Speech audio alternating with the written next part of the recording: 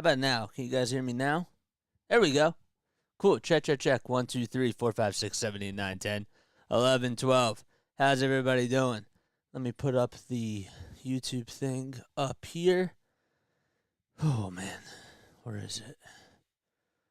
Where is it?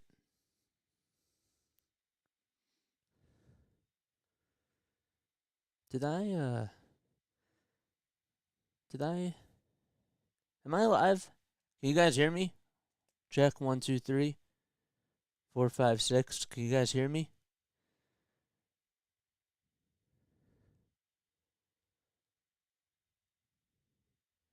Here, wait, I'll be right back.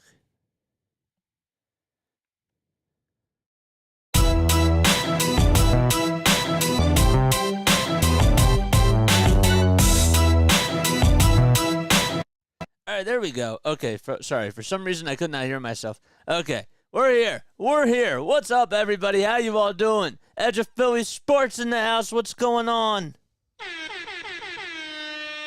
There we go. What's going on, guys? What's popping? How you all doing? My name is Jason Joseph. This is Play-by-Play with JJ. So we got a little bit of a new setup today because guess what?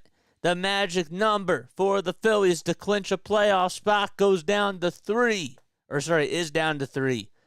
But, however, the Phillies need the Cubs or the Marlins to lose in order for it to go down to 2. And if the Phillies win, it goes down to 1 for just getting any playoff spot. So we have the game on the TV. We have the Cubs and the Marlins over here to the side of the monitor as we're keeping an eye out on things. I also put it up here on the screen so that way you guys don't have to go hunting for yourself to see what the scores are for those games. But the Phillies have to take care of business, man. You have Zack Wheeler taking the mound today, and he's going up against Jose Quintana, and that should be a really interesting matchup for sure. Zack Wheeler needs to have a good outing. He needs to have one of his best outings today. He did a really good job his last time around. His ERA now is at 3.63. He's 12-6. The last time he played against Atlanta, he gave up 3 hits, had 1 earned run allowed, and 5 strikeouts. And I really liked what we saw out of him. I thought that he was really dominant besides the Ozzie Albies home run that he allowed. He looked really calm, cool, and collective out there. And that is a very good sign, in my opinion, because he was able to bounce back. And the other performance he had against the Braves was not so good whatsoever. So you need a good outing out of him. Also, he has a 4.25 ERA at home, so that's something to look out for. But you're going up against your former team, and there's something to be said about going up against them and giving up 5 earned runs the last time you faced them and 5 1/3 of an inning and also allowing 9 hits. I think that he responds today with a W with the home crowd on his back. The weather's not supposed to be nice. Hopefully that doesn't really impact the Phillies negatively at all whatsoever. But we'll just have to wait and see how that goes. On the other side of the mound for the New York Mets, they have Jose Quintana. And Quintana, he's had an all right season. I had his stats up right here, and now I lost it. So just give me 1 second. He's been okay. He's been a guy that has given them a lot of innings. He's been injured, though. That's the main thing. His last start was on the 17th. He allowed 2 earned runs, had 2 strikeouts. He's a type of guy that can go 6 2/3. He can go about 5 to 7 innings or so, and he can give you some really good outings and utilize that ground ball to his impact and to his credit. But the Phillies, they need to be patient at the plate. Today is the type of day where it's not the best weather outside. You don't really know, because of the wind and because of the rain, you really want to make sure that Quintana is working and that he's trying to throw pitches in the strike zone. Okay? If he's not doing that, you can't be swinging at those pitches. So it's really important for the Phillies, for themselves, to just get ahead in the counts and just make Quintana work. Make him throw strikes, make him attack the strike zone, and then beat him, of course, with the power and with the small ball. Last night, what I really liked about this team is that they really showed you what they could do on the base pads. And I think that there was something last year when they went on that run and they played against the St. Louis Cardinals. And even before that, when they were beating up against the Nationals and then they clinched a wild card spot in Houston, I thought that there was something to be said about the small ball that they were providing and what they were able to do on the bases. And I liked that last night. Rojas was able to get a steal. Trey Turner's playing some small ball. Kyle Schwarber had a nice little RBI single the opposite way after the stolen base from Rojas. Like, those little things matter. And I liked that, and I took that as a sign of positivity. So they got to keep doing that today, especially with the weather not being so friendly. So let's take a look at the starting lineups for both teams. So for the Mets, we got Brandon Nimmo leading things off. He's out in center field. Francisco Lindor's the shortstop. He's batting second. Jeff McNeil's playing out in left field. He's batting third. Then you have Pete Alonso batting fourth in the cleanup spot over at first base. DJ Stewart is actually back for the Mets today. He was out with an injury. He's in right field batting fifth. Ronnie Mauricio hitting sixth. He's over at second base. And then you have Brett Beatty, the third baseman, who's batting seventh for the Mets. Mark Vientos will be DHing after playing first base last night. And then Omar Narvaez is back at the plate today, catching for Francisco Alvarez. So once again, the lineup is for the Mets will be Nimmo, Lindor, McNeil, Alonso, Stewart, Mauricio, Beatty, Vientos, and Narvaez. And that is the lineup for the New York Mets today. The score now is 3-2. So we're going to take a look at the wild card standings as we speak right now in regards to the Phillies magic number. Okay. 5-69, so they're now 4 games above the Arizona Diamondbacks. Mind you, that game got postponed, and they're going to be making that game up against the Yankees. And it won't be tomorrow. They're not going to play a doubleheader. They're actually going to play on Monday. They're going to play one game tomorrow and another one on Monday. And then the Cubs are right there, and the Miami Marlins are a game back behind the Cubs. So the Cubs and the Marlins are what you have to look out for today in regards to clinching a wild card spot. And we'll talk a little bit more about that as today goes on. Once again, MLB is ridiculous for trying to play this game in this weather. Well, the Phillies honestly really wanted to make sure that they played because Zack Wheeler, this would be his last time in the rotation. So the first pitch is in there for a called strike. So Wheeler's on the mound. The 0-1 pitch. Wheeler kicks, fires, and that pitch is inside, way inside for ball one. So Nimmo is leading things off. He's batting .272 with 24 homers and 64 RBI. The 1-1 on the way, inside for ball two. Nimmo actually on the road is hitting .295, and he's been one of their better hitters, and that's why he's batting in the leadoff spot. So 2 balls, 1 strike. Wheeler comes set at the belt, kicks, fires, and throws a 95-mile-per-hour fastball right at the knees for a called strike 2. Wheeler, in 181 innings, has 201 strikeouts, 37 walks allowed, and a 3.63 ERA. The 2-2 on the way, swing gonna miss, and Zack Wheeler starts off the afternoon with a strikeout to Brandon Nimmo.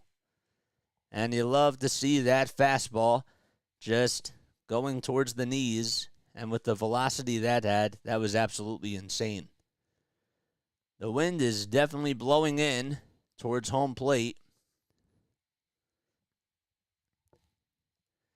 So there's 1 out in the top of the first, and Francisco Lindor's coming up to the plate, batting on the left side. The first pitch he sees is just below the knees, and I thought maybe it was right there, but it's a ball, so it's a 1-0 count. Phillies defense from 1 through 9, you have JT behind the plate. Zack Wheeler's on the mound. The 1-0 pitch, that's in there for a strike. And then from first to third, it'll be Bohm at first, Castro's at second, and then over at third you have Sosa, and at shortstop you have Trey Turner. 1 ball, 1 strike. Wheeler gets set at the letters, kicks, delivers, swing and a miss. 96 miles per hour on the gun, and Lindor could not catch up to the fastball. From left to right, it'll be Schwarber, Rojas, and Castellanos, as the count is 1-2 to Francisco Lindor. Wheeler kicks, fires the next pitch. That's ripped foul down the first base line. If you're new to the channel, my name is Jason Joseph. I'm a play-by-play broadcaster from South Jersey. I give you this content for free, so make sure that you hit that thumbs up button and the subscribe button as well, man. We appreciate each and every one of you for being here. 1 ball, 2 strikes to Francisco Lindor. Zack Wheeler getting ready to throw his 10th pitch of the first inning. With 1 out and nobody on, the 1-2, it's popped up. Out over towards the infield. Who's going to get it? It's called off by Sosa, and Sosa's there to make the catch about a couple of feet over towards the left side from the home plate side of the mound. So there's 2 away. All right, let's fix this. There we go. Good. Let's fix this up and have this right here. Good. That looks a lot better. So Jeff McNeil is coming up to the plate, and he lines this one back up the middle for a base hit. Castro cannot get to it, and that's going to go out into right field for a 2-out single. So Jeff McNeil continues to hit the ball very solidly, and Pete Alonso is coming up. Kathy, what's going on, Kathy? Thanks for coming on here. I appreciate it. I hope you're doing well, and I hope that you're having yourself a really nice day. Let's go Phillies, man. Cut the magic numbers to 3 and possibly to 2. Well, actually, sorry, to 1 for a playoff spot. That would be nice. 2 outs and a runner at first base. Pete Alonso comes up and takes a strike, a fastball at the knees all the way at 96 miles per hour. Alonso struck out with the bases loaded in the 10th inning against Sir Anthony Dominguez last night. He has 45 homers this season. The 0-1, that's way off the plate for a ball.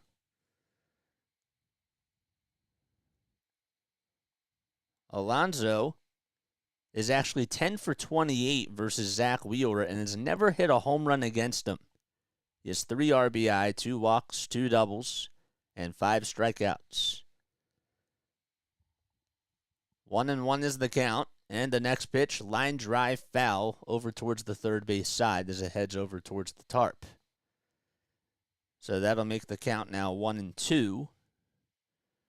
The only 2 batters in the starting lineup that have actually hit homers off of Wheeler are Francisco Lindor, who coming into today is 7 for 26 against him, and Brandon Nimmo.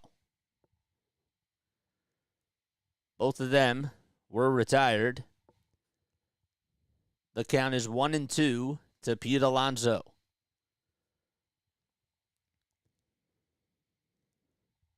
Wheeler comes set at the letters. Kicks, fires, the 1-2 grounder, hit back up the middle. Turner has it, flips it over to second base, and the inning is over. On a fielder's choice ground out by Pete Alonso. No runs, 1 hit, and 1 man left. And we go to the bottom of the first. The Phillies are coming up to bat at Citizens Bank Park. All right, cool. Oh, boy. Let's see how many people we have on here in the chat. I want to say hi to each and every one of you. We have 15 people on here. All right, cool. It's a very weird day. Everybody didn't think that that this game was actually going to take place. Please hit that like button and please hit that subscribe button, guys. Ugh. What's up, Eric? How you doing, dude? Thanks for coming on here, man.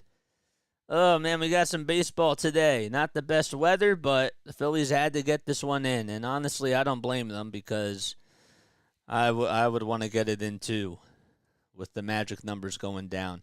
Oh, the Cubs just tied it. Oh, man. The Cubs just tied it.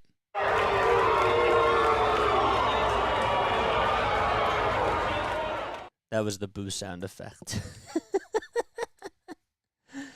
Oh, man. That's all right, I guess. So what the heck happened? All right, so let's take a look at the starting lineup for the Phillies. All right, so Kyle Schwarber will be leading things off. He's out in left field. And then over at shortstop, you have Trey Turner. He's batting second. Alec Bohm is the first baseman. He is he's batting third. Then you have Bryce Harper batting in the cleanup spot. He's the DH. Real Muto is over at catcher. He's batting 5th, and Nick Castellanos out in right field batting 6th. The third baseman for the Phillies will be Edmundo Sosa. He's batting 7th. And right behind him is Yohan Rojas sitting 8th out in center field. And then we have Rodolfo Castro getting the start today for Bryson Stott over at second base. He's the caboose. What inning is the Cubs game in? We have it right up here. So if you look right next to my screen, if you see my face, okay, you go over to the right side. It's on the upper half over the Brewers Marlins game. So it's 3-3 in the top of the 7th. Kyle Schwarber comes up. The first pitch he sees is taken all the way for a strike. The 0-1, that's off the plate for ball 1. So Jose Quintana is on the mound for the Mets. In 11 starts this season, he has a 3.02 ERA, 45 strikeouts, and a 3-5 record. The 1-1, it's in there for a strike on the upper third of the zone. Kathy says I'm cracking myself up with the sounds. I am, because sometimes I forget that I have these sound effects and whatnot, and I like listening to these, so I think it's really funny. I get such a kick out of it. The 1-2 pitch, that's way down low for ball 2. Oh no. You're good, man. I totally understand. So it's 3-3 in the top of the 7th in the Cubs game. The 2-2 on the way to Schwarber. That's just fouled off. That one goes out of play.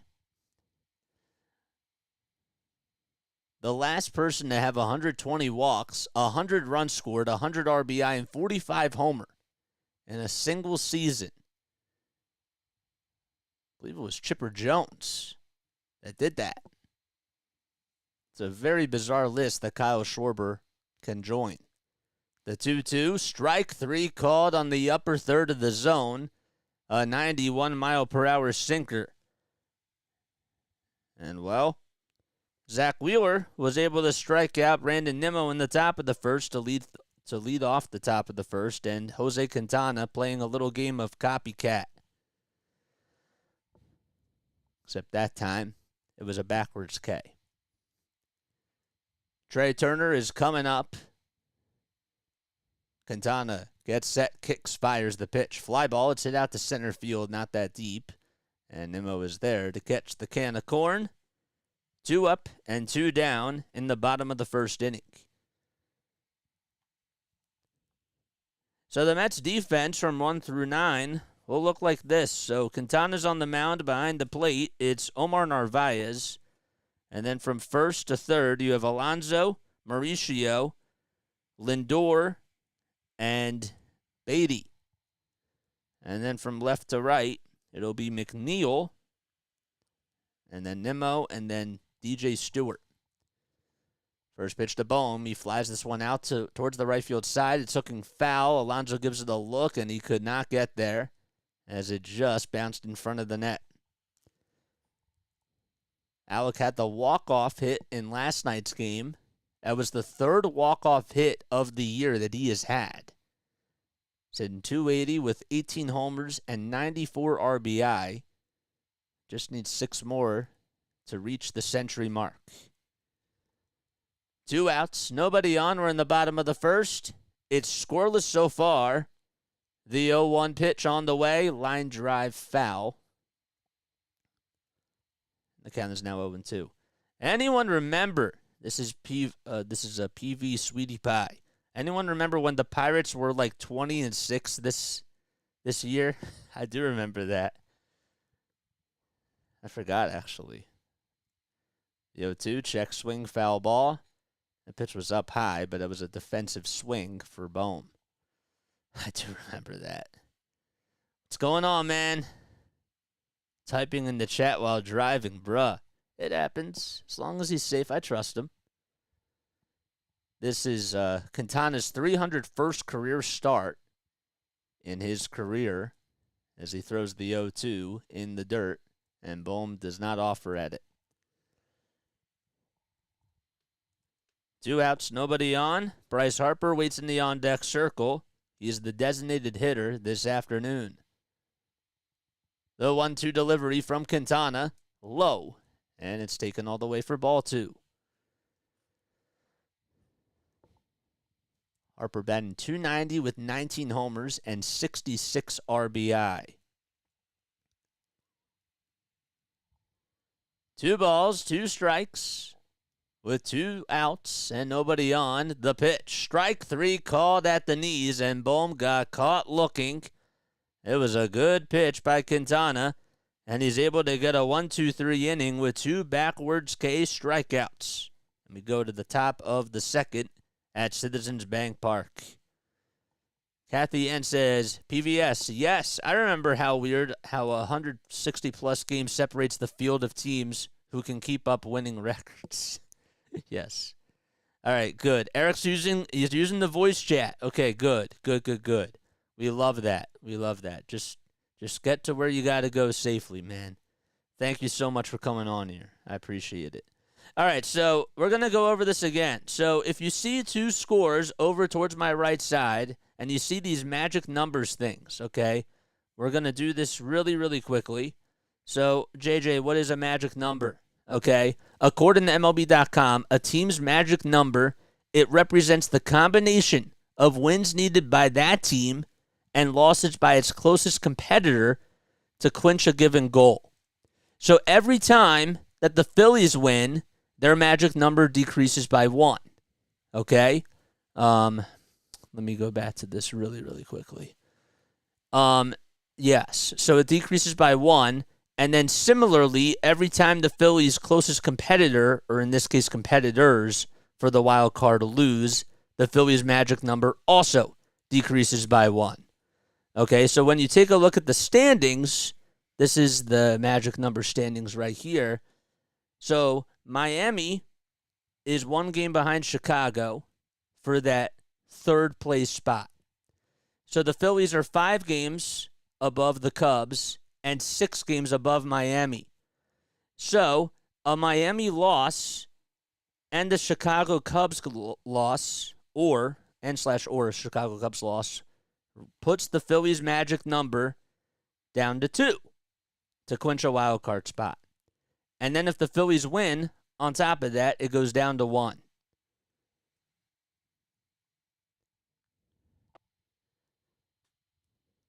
That's just to get any wild card spot. So Wheeler will pitch the 2nd inning, and he throws the first pitch outside and high for a ball. But what makes it a little bit more confusing is that because the Cubs, or the Phillies actually own the tiebreaker against the Cubs, so if the Cubs were to tie against the Phillies actually have the advantage because they won. They had the better head-to-head record. 1 ball, 1 strike to DJ Stewart, and the 1-1 pitch, swing and a miss for strike 2. Basically, the Phillies control their own destiny. Yes, it's basically what it is. We were going to do the Diamondbacks game today, but, of course, that got rained out.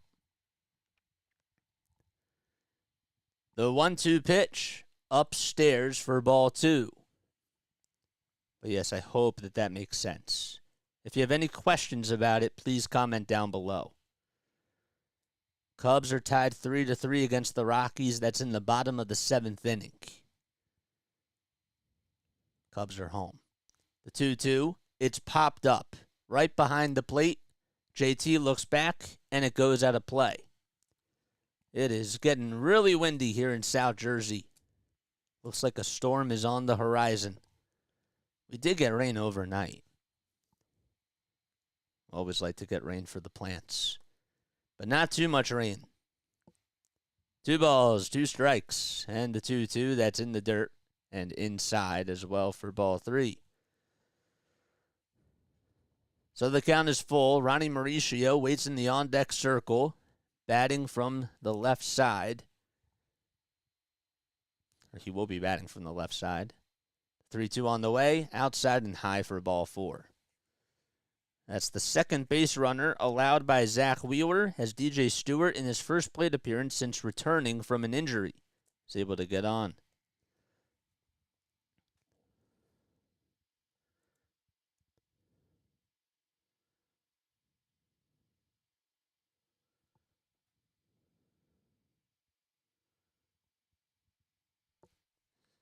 All right, so a leadoff walk to start off the top of the second.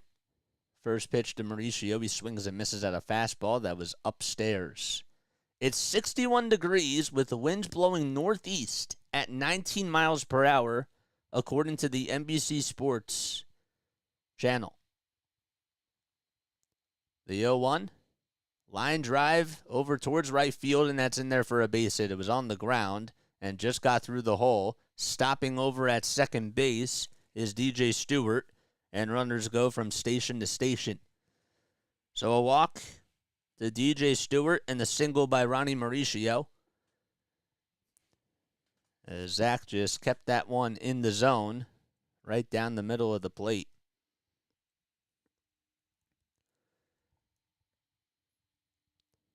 So 2 runners on with nobody out in the top of the second inning.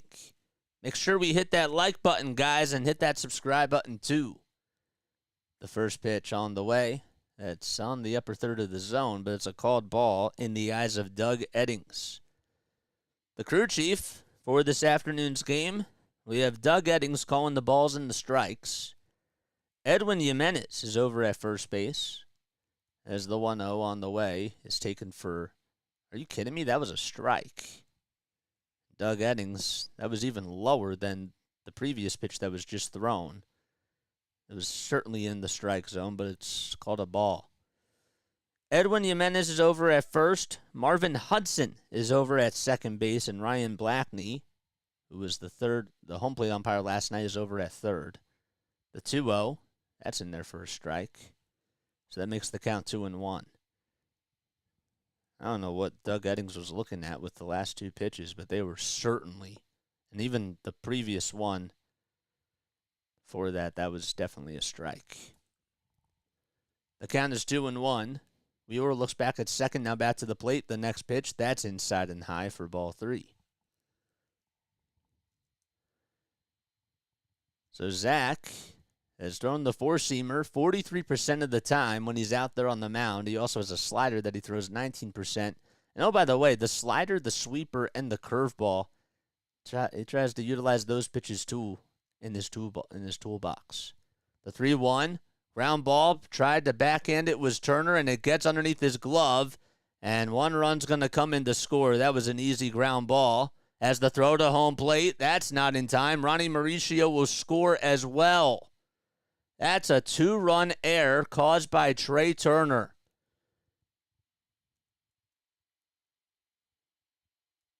So the ball was hit over to shortstop, and Turner, all he had to do was just backhand it, and it got underneath his glove, and he just was on his knees, not happy with himself. And Kyle Schwarber got over towards the ball, threw it over towards Turner, and then Turner threw it over to home plate, and Mauricio was able to get in. That was a good base running play for Mauricio, too. Good recognition. So it's 2-0 on the 2-run error hit by Brett Beatty. First pitch to Vientos. That's up high for the ball. Just in this late of the season, you cannot be making these silly mistakes. That was a big mistake right there. There's still nobody out. The 1-0 pitch. There's a fly ball. It's hit out to center field. And getting under it will be Rojas, and he's there to make the catch. Only took about 2 steps or so towards home plate. And Vientos is the first one that is out.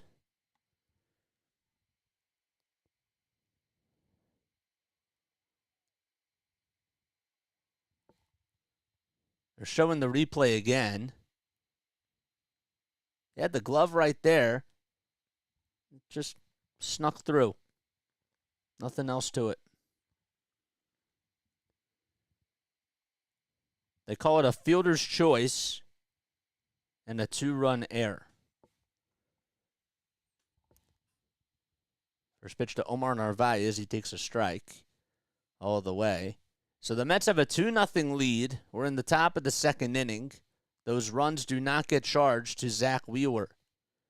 No balls and 1 strike. And the 0-1 on the way. That's fouled back towards the net behind the plate. So Wheeler, his velocity today, it has not reached 97 so far with the fastball, but he's been throwing 94 to 95. No balls and 2 strikes with 1 out in the top of the second inning. 33 pitches for Zack Wheeler.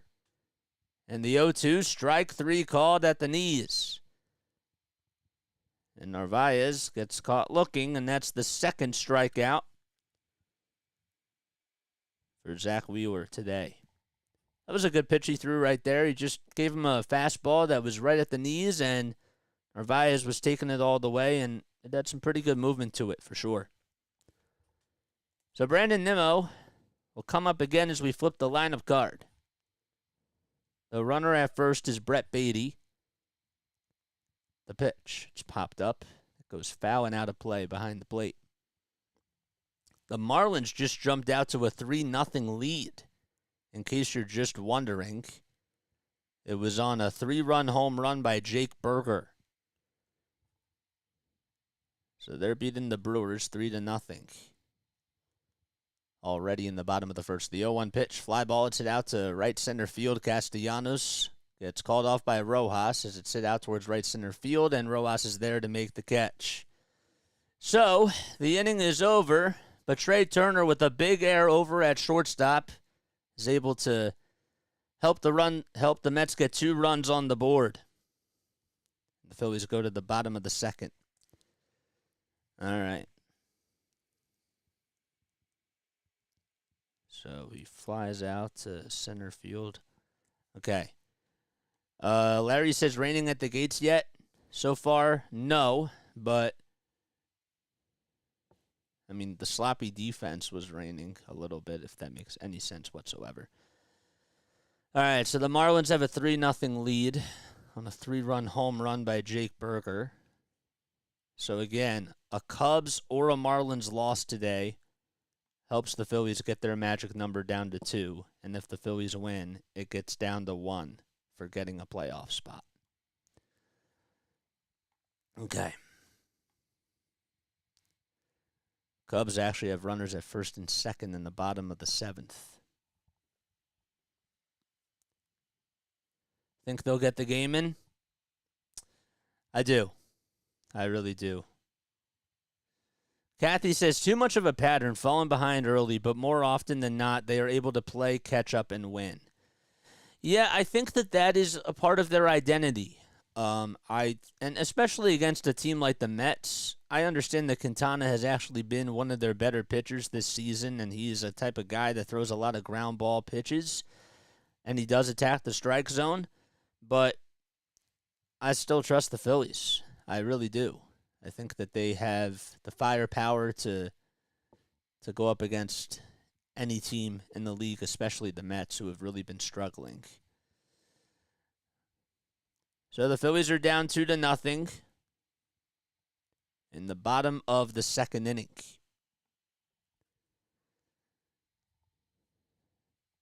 So coming up to the plate, it'll be Harper, Realmuto, and Castellanos. The first pitch to Bryce, he takes that one way outside for a ball. Bobby Dickerson is looking at the film with Trey Turner on the iPad. The 1-0, that's down low and outside. Again, I don't want to sound like I'm harping on this too much, but it's just a routine play. Harper has 34 homers lifetime against the Mets, with a 258 average against them as well. The 2-0 on the way, just on the outside corner, painted by Quintana for a called strike. So that'll make the count 2-1. Harper batting .290 on the season. And the 2-1 delivery. Line drive, foul, over towards the first base side. And the count is now 2-2. Here we go. I like this. Interesting stat that they threw out yesterday, says Hardcore for All, was Mets in September are averaging 5 runs per game. Then we spot them an extra 2. That's a good one. The 2-2 on the way from Quintana. It's up high and outside for ball 3. So the count is now 3-2 to Bryce. 5 seconds left on the pitch clock. And the payoff pitch to Harper. Fly ball, that's hooking foul, and that one will go well out of play.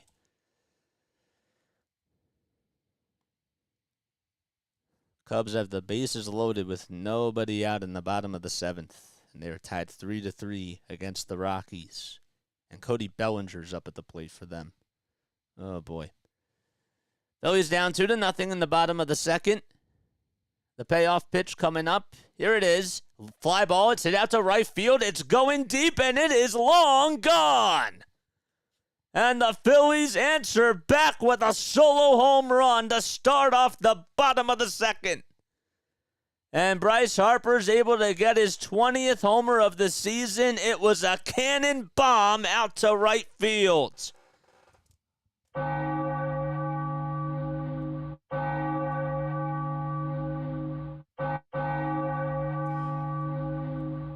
Ring the bell, Bryce. Well, that's why they had to walk him last night in those extra innings.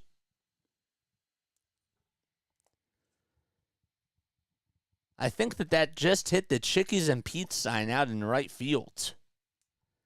Here comes JT Realmuto, who had a 3-run homer last night, and he takes the first pitch on the outside corner for a called strike. See, just like that. JT batting .248, and he swings and misses at the next pitch. That was up high. So the count is now 0-2. JT's homer last night was in the bottom of the 6th inning, and that gave the Phillies a 3-2 lead. The 0-2, line drive back up the middle, and Lindor can't get to it as he plays it on a bounce in front of him. JT hit that one pretty sharply. It's an infield single. So I guess Trey Turner not the only one struggling at the shortstop position. Tried to get it on the heel of the glove, but Lindor was just not able to get to it. So that should be ruled as an infield single, but I guess it could go either way because Lindor should have had it. But the question then becomes, would JT have been out at first base? That's the question. Nick Castellanos, 11 for 40 lifetime against Jose Quintana. He's the go-ahead run up at the plate, and he takes a strike all the way on the inside corner. Nick has been absolutely red hot over the last 3 games or so. No balls, 1 strike. Quintana kicks, fires, and that's fouled back.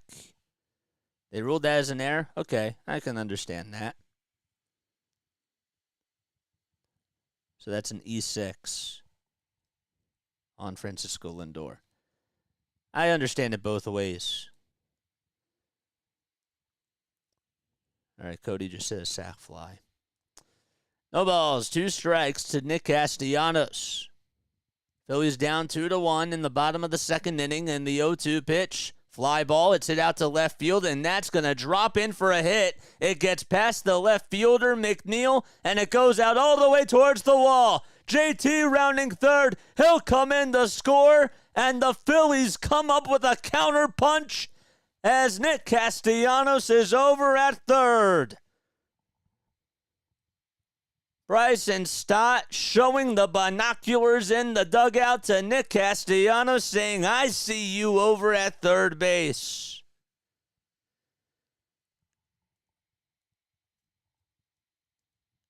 McNeil tried to slide, and he went all in for it, and it got past the glove out into all the way towards the warning track. And Nimmo actually beat him to the punch to go get towards the ball. And Dusty Wathan was waving JT and telling him to run for his life to home plate. And Edmundo Sosa is coming up for the Phillies. Nobody out still Sosa will take the first pitch in this at-bat up high at 90 miles per hour. He's hitting .255 this season with 9 homers and 28 RBI as well. The 1-0 delivery, that's in the dirt on a changeup at 80 miles per hour. So just to follow through on what happened to Nick Castellanos, they say it was a triple. So that is an RBI triple by Nick Castellanos. The 2-0 looked a little bit low, but it's a called strike at the knees. I don't know if I agree with that call. That should be an error on Jeff McNeil. Tried to slide. He was playing pretty deep, and he probably should have just stood up and just kept it out in front of him. The 2-1 on the way. Looked a little bit low again, but it's a called strike. Sosa chirping a little bit with Doug Eddings.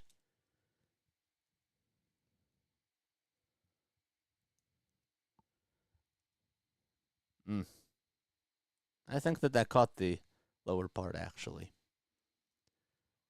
2-2 on the way. Fly ball. It's hit out to left field. It's hooking foul. It was pretty deep, but it goes out of play. And we'll do it again. Kathy says coming back from behind is their identity. It is. So now a deep fly ball or even a ground out up the middle could get Nick Castellanos to score, and the Phillies could take the lead. 2-2 is the count to Edmundo Sosa.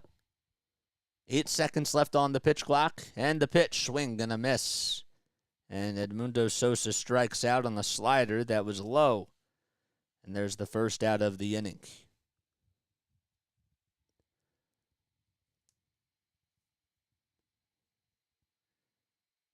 The over-under tonight, or for this afternoon's game, is 8 runs, according to PointsBet. Minus 105 if this game does have 8 or more runs scored. It's the first pitch is in there for a strike, and it's minus 115 if the game is under 8 runs.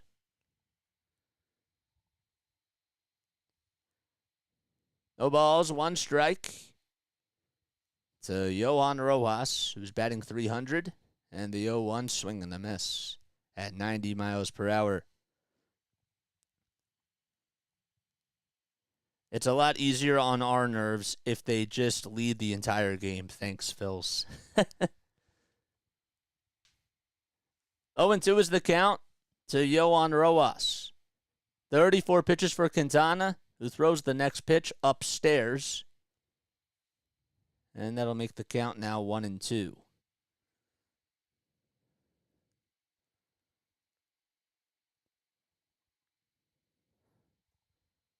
One ball, 2 strikes with 1 out and a runner at third base. And the 1-2 pitch, swing and a miss. Back-to-back strikeouts for Jose Quintana as he goes a little bit outside. There's 2 gone. Well, the whole goal is just to try to just put up better at-bats. So far, not so good in that sense since they tied the game. Rodolfo Castro will take that one down low for a ball. I don't have the stats in front of me, but this has to be either the first or second start that he has made in a Phillies uniform. If somebody could fact check me on that, I'd appreciate that. 1-0 is the count to Castro. Quintana comes set at the letters, winds up, delivers, and that's outside for ball 2. All you had to do is just put the ball in play. That's exactly right, Reese. 2 balls, no strikes to Rodolfo Castro. Quintana gets set at the belt, gets the signs, the pitch. Check swing. Oh, they don't even appeal it. They call it a strike, says Doug Eddings.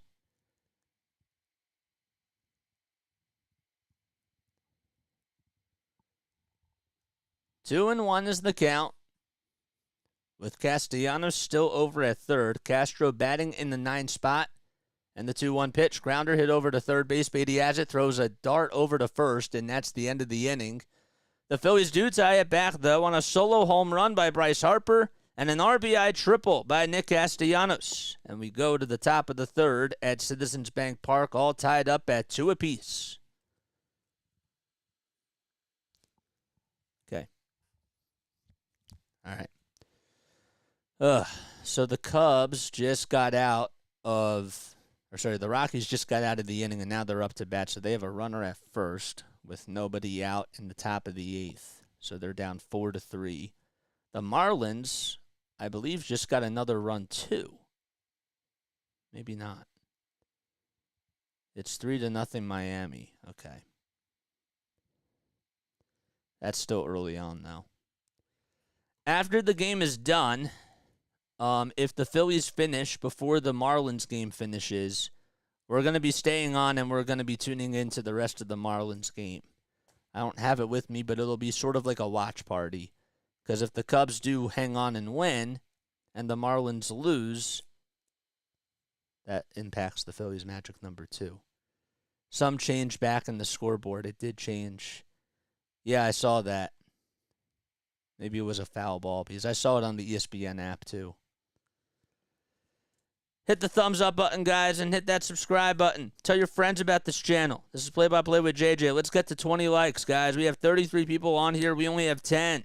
Only have 10 thumbs up buttons. Let's get to 20.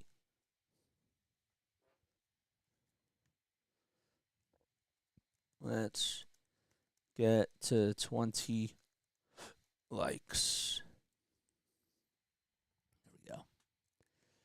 All right. Nathan Gonzalez. Childhood Cancer Awareness Month. Wow. JJ, it's been a while, but I fractured my fingers. Oh, dude, I'm so sorry. Dude, I didn't see your message, too, before. I'm so sorry, dude. I hope you're okay. Man, that sucks. Francisco Lindor comes up as we head to the top of the third. He takes a pitch for a strike. I'm sorry, man. Don't hurt your fingers too much by pressing that like button, though. I'm being serious. I'm not even joking. I'm really not joking. I hope you're okay, dude. The 0-1 is a check swing. He went around, and Lindor and Doug Eddings chirping. As I mentioned before, Lindor is 7 for 26 against Wheeler. The 0-2, it's chopped foul.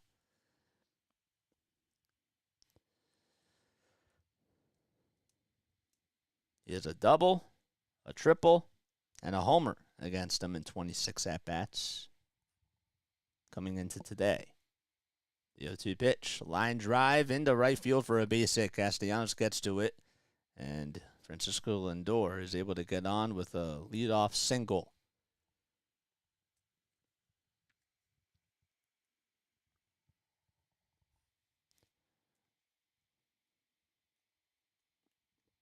It's not really what you want to see from Zack so far. He's been, it hasn't been all his fault. He hasn't been great, and he hasn't been bad either. Tada Garcia's here. What's going on, Tada? First pitch to McNeil. It's popped up over towards the third base side in foul ground, and Sosa, is able to get over to it, and will make the catch. So Jeff fouls out over towards the third base side. Let's go, Phillies.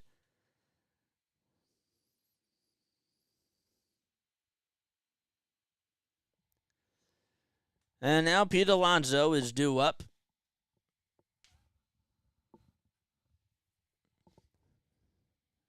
So there's one gone in the top of the third. The pitch, inside and high. I'll have to find my fan remote during the break. Oh, it might be here. Nope. So Zack has 42 pitches. Count is 1-0 to Pete Alonso, and he takes the next pitch way outside for ball 2.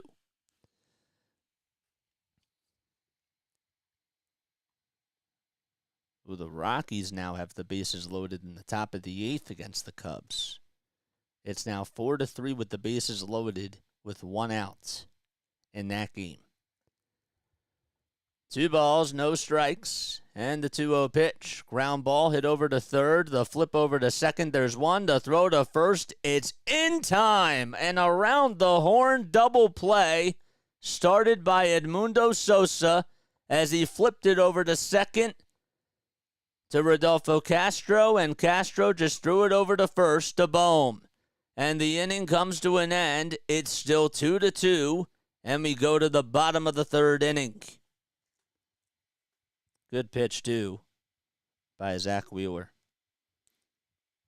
5-4-3 double play. All right. Where is my remote? Can't find it.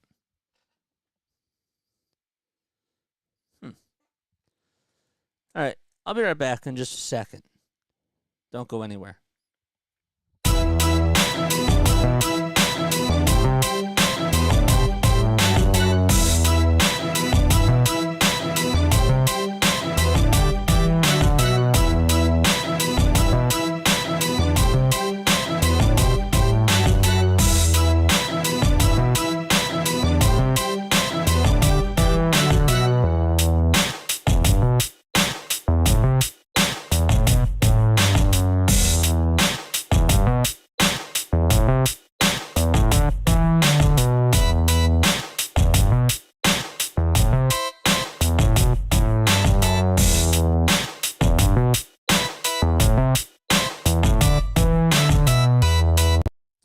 We're back. We're back on here. Cool.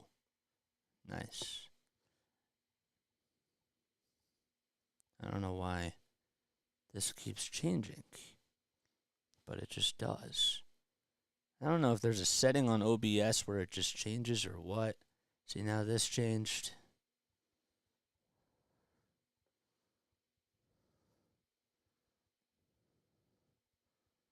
Okay. Nice. All right, it's 4-3 in the top of the 8th in that game with the Rockies and the Cubs. Rockies are up to bat. We're in the bottom of the 3rd here in Philadelphia, and Schwarber will pop the first pitch up out over towards the third base side and foul ground, and Beatty's there to make the catch over towards the visitors on deck circle. So 1 pitch and 1 out.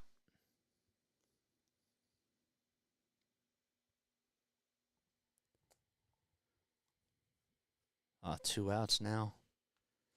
Good afternoon, JJ.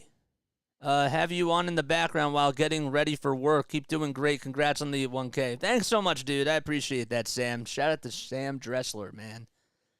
Shout out to you, my guy. The first pitch to Dre Turner is in there for a called strike.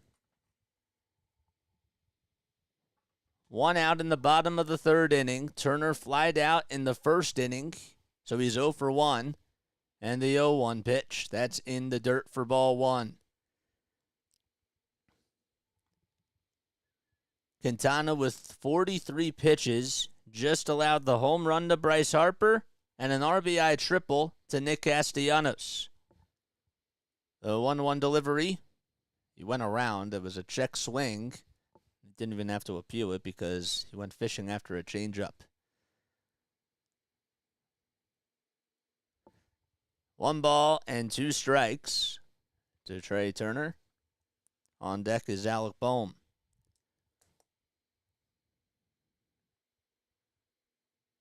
Quintana's 34 years old. The 1-2 on the way, swing and a miss, and Trey Turner strikes out.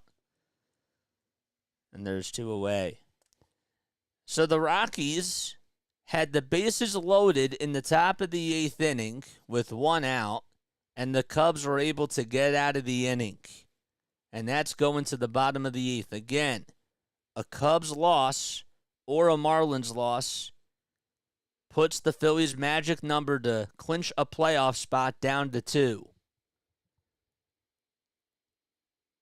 Comes Alec Boehm, who takes a strike on the inside corner. And the count is 0-1.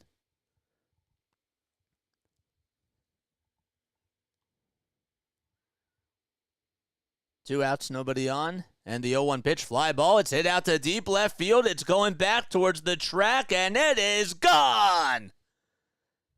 The Philadelphia Phillies take a 3-2 lead as Alec Boehm rings the bell with a solo homer.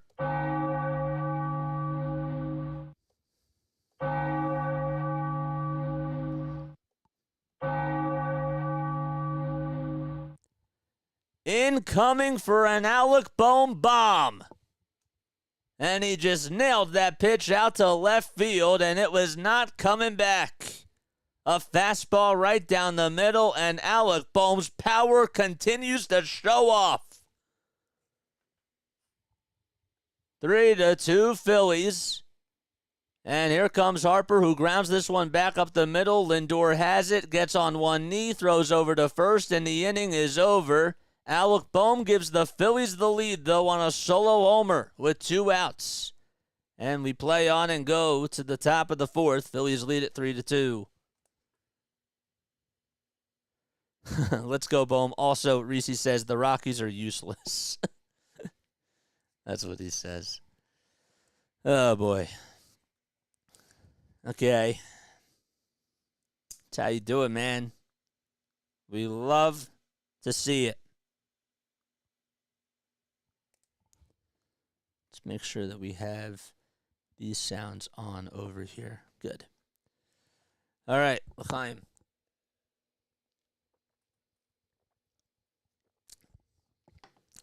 Guys, hit the thumbs up button. Hit that subscribe button, too. What are we waiting for? We got 35 people on here, and we got 21 likes. Thank you all so much. Let's get to the 30 mark now, guys. Let's get to 30 likes. Boom. And hit that subscribe button if you have not done so already. My name is Jason Joseph. This is Play by Play with JJ. I'm from South Jersey, and this is what I do, man. This is exactly what I do. Come on here. We have a lot of fun.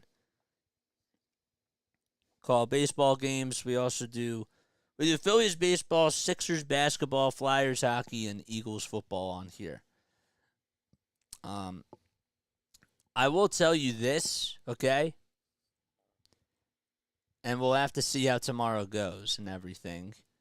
But if the Diamondbacks are on Monday, okay, and they play against the Yankees, and the Phillies' magic number to get that number 1 wild card spot is down to 1, okay, we are coming on here, and we are having a Diamondbacks-Yankees watch party.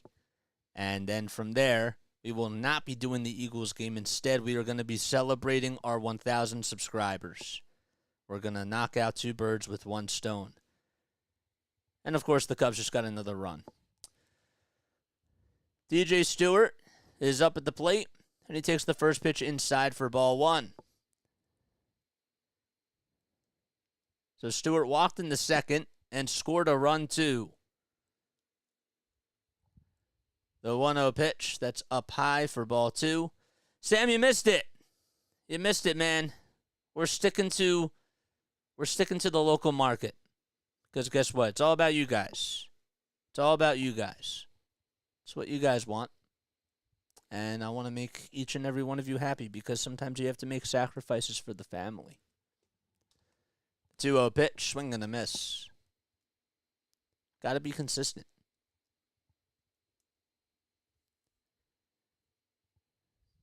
Two balls, 1 strike. The next pitch. And DJ Stewart gets hit by a pitch as it hits him right on the foot.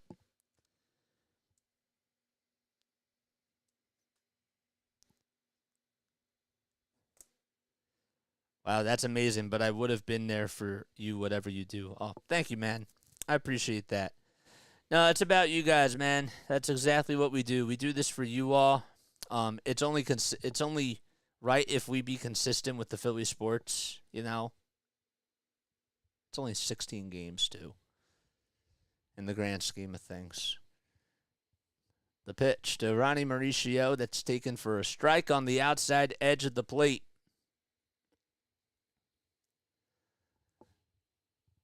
Phillies lead it 3-2. In the top of the fourth inning, Mauricio is up. He's 1 for 1 today against Zack Wheeler, who throws the 0-1 pitch just up high for a ball. Larry says 17. Yeah, 17 games. I know. Yep. I probably said 16. Did I do the Vikings game? Yes, I did. I did the Vikings game. Not one of my best calls. But yes, I did it. I did do it. The first game I did was the best. That was a really good call. 1 ball, 1 strike to Ronnie Mauricio. And the next pitch popped up, out over towards the third base side and foul ground. Sosa's running, and the wind is blowing, but he just gets to it right on the edge of the grass towards the tarp, and there's 1 out.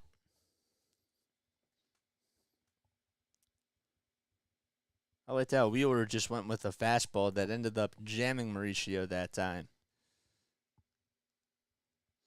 That's what you want to do. Top of the fourth. Phillies lead it 3-2. And Brett Beatty is due up. It's very windy. Wind's blowing at 19 miles per hour. First pitch, that's down low for ball 1. Got you tuned in while I'm setting up for my DJ gig. Oh, man, that's so cool, man. That is awesome. 1 ball, no strikes. Wheeler gets set at the letters, kicks, fires, and that one is outside for ball 2.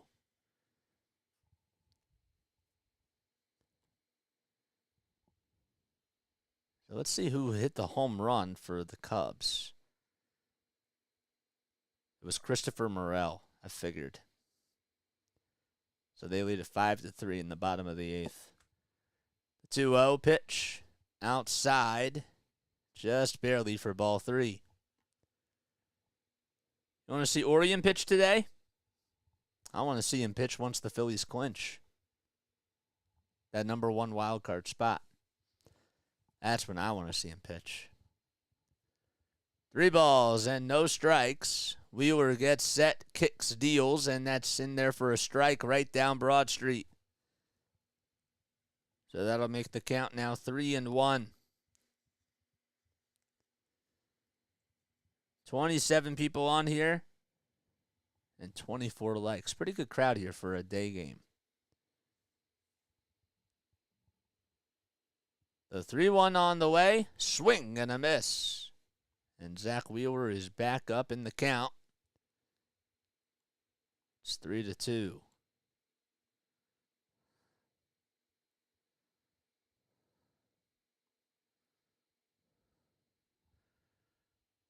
Three and 2 in a 3-2 game. There we go. That's how you say it. I don't like doing this from the TV all the time. Hurts my neck. But I wanted to have up the games just so that I had it up. Because these other games matter now.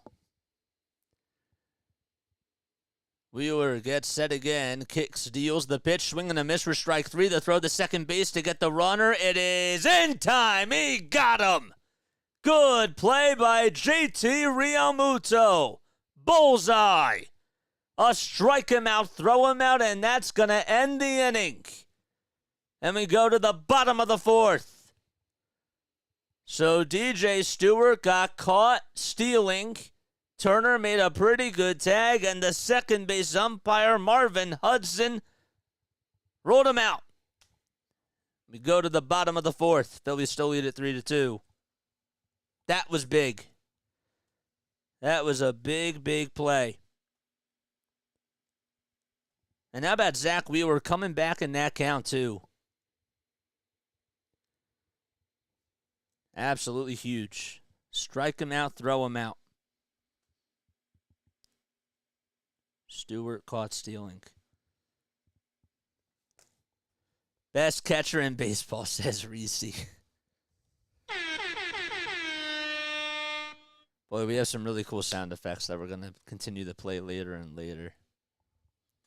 But yes. Uh-oh, we got another scoreboard update. It's now 6-3 Chicago. Where is it?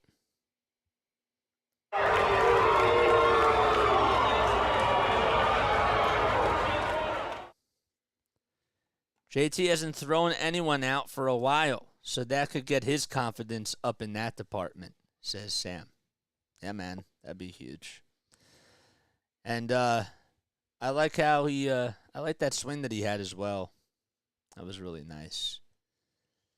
How did the Cubs get their next run? Ian Happ had a double. Okay. All right. Last chance for the Rockies. Help us out, Colorado.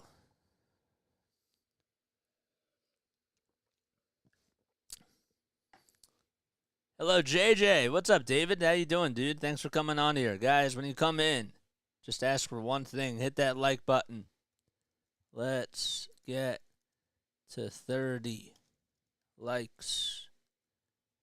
Also hit that subscribe button, too. Here comes JT Realmuto, who will lead off the bottom of the fourth. Phillies have a 3-2 lead. The first pitch, fly ball. It's out to right field. It's slicing and dicing and going out of play. So JT is already behind in the count, 0-1 here. That swing that he had last night, that was absolutely huge. Quintana kicks, fires, and throws that one in the dirt. Phillies will wrap up their series tomorrow afternoon against the Mets. That game will be at 1:30 p.m. Eastern Time, 1:35. The 1-1 delivery, the Realmuto, bounces right off of his shoe, or his cleat, as he fouls that one off.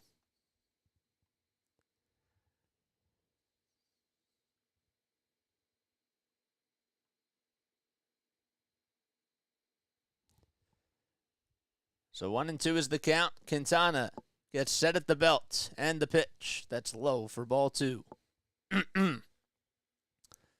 So 2 balls and 2 strikes to Realmuto. They actually play at 1:05 p.m. Eastern Time. I beg your pardon, tomorrow. Then they're supposed to have an off day on Monday. The 2-2 on the way. Line drive caught by Mauricio back up the middle. Good play and a good defensive alignment, too, by the Mets. They definitely did their scouting report there as JT just lined it out to second base. If Bohm gets on, says Sam, or if Bohm gets one more homer, that's now 7 Phillies with 20 or more homers. Give you the answer to that in just a second. 1 out in the bottom of the fourth. Nick Castellanos comes up. He's 1 for 1 today, and he takes the first pitch way down low for a ball. So, to answer your question, okay, that would be 6. It'd be 6 guys with 20 or more homers.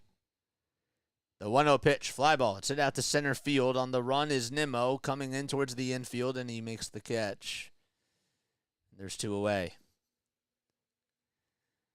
So it's Schwarber who has 45. Castellanos has 28. Turner is 26. JT is 20. Harper has 20 now because he just hit his 20th.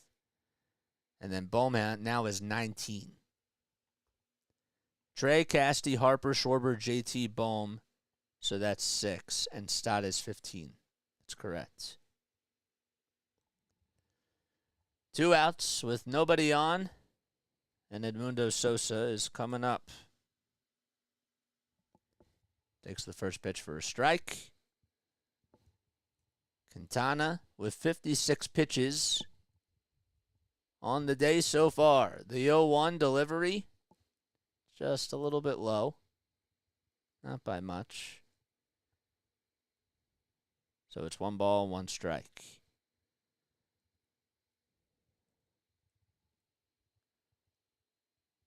The 1-1 pitch. Fouled off.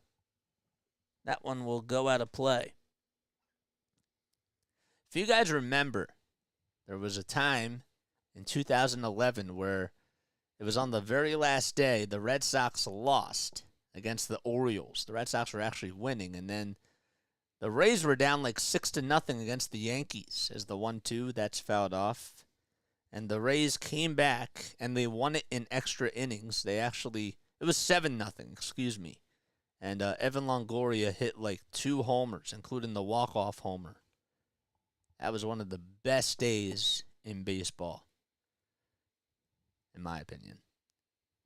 The 1-2 pitch. Strike 3 called on the inside corner, and Edmundo Sosa gets rung up for the second time today. How about this? 6 strikeouts so far for Jose Quintana. And we go to the top of the 5th. Phillies trail 3-2. All right, so we're looking at the Rockies game right now. It's 6-3 in the top of the 9th with 1 out. Cubs have a 6-3 lead. Okay. Again, the Cubs or the Marlins, if either one of those teams loses, then the Phillies' magic number goes down to 2 for getting just 1 playoff spot. Larry, did you see my comment that I responded to you with on Discord and on YouTube? I hope that makes sense.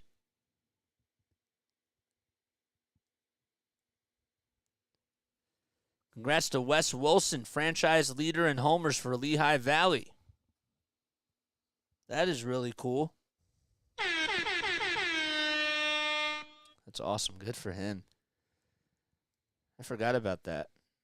I knew there was something I was missing in my notes today. Scott Lauber actually tweeted this out a couple of hours ago. I wanted to read it to you. For those of you that don't know, Scott Lauber is a Phillies reporter for the Philadelphia Inquirer. Incredible beat writer for the Phillies. He said, one reason, quote, one reason why it's important to the Phillies to squeeze in a game today, they plan to flip Zack Wheeler's and Taijuan Walker's spots in the final turn through the rotation. After today, Wheeler would pitch Thursday, lining him up for Game 1 of the Wild Card Series on normal rest on October 3rd. You still don't completely understand it?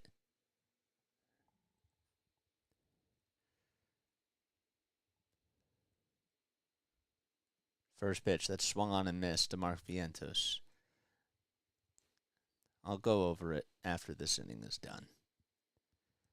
Rockies are now down to their final out. We're in the top of the 5th inning. And the 0-1, that's inside for ball 1 to Mark Vientos. Wes Wilson is better than Rodolfo Castro. The 1-1 pitch, grounder, hit back up the middle. And Rodolfo Castro has it, throws over to first.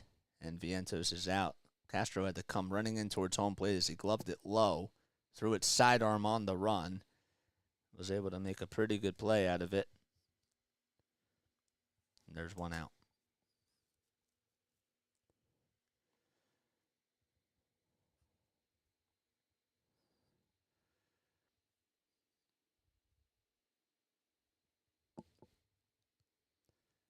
One away in the top of the 5th inning.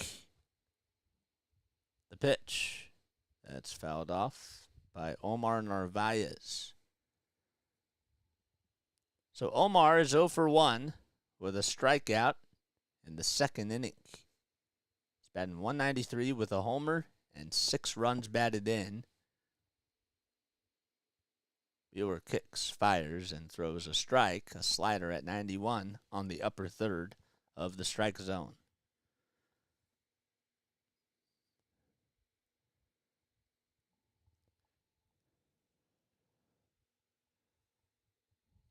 The 0-2 on the way. Grounder hit over towards the third base side, barehanded by Sosa, and he'll just fake the throw over to first as there is an infield single.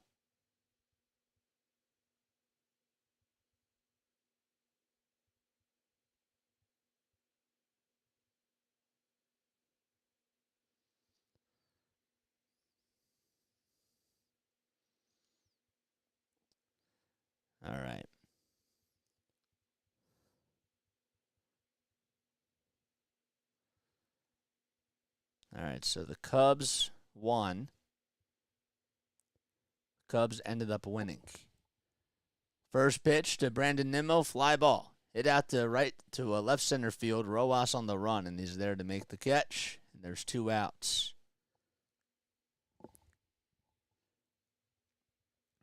Okay.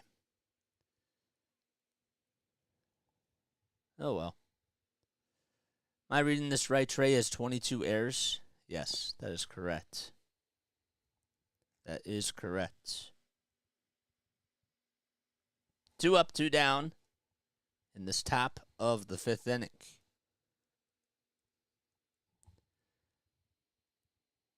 And the first pitch to Lindor, he bounces this one over towards the first base side. It's just hooking foul.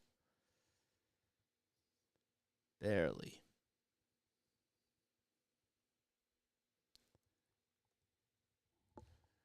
So Rojas is playing out in center field, was able to cover a lot of ground on that fly ball that was hit.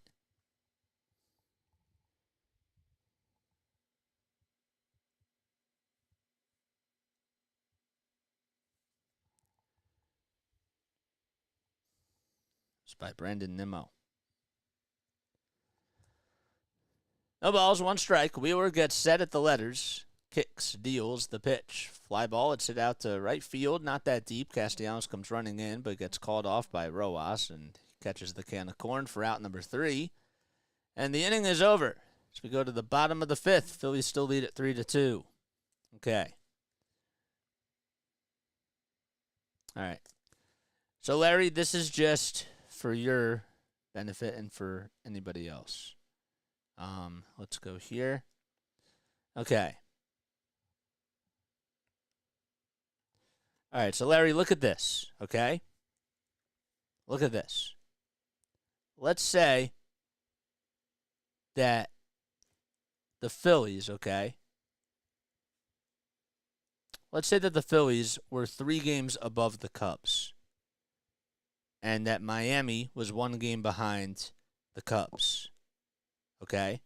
That means that the Phillies are 4 games above Miami. Let's say that there's 3 games left. Miami can't get better than Philly. You understand? So the only way for Philadelphia to go down is to get to that 3rd spot.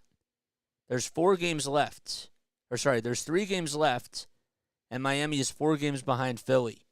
The only 2 teams that they have to worry about are the Diamondbacks and the Cubs, who are already in the wild card. That's why the magic number goes down to 2 if Miami loses. I hope that makes sense. Rojas starting in the playoffs. Probably. Yeah. Probably.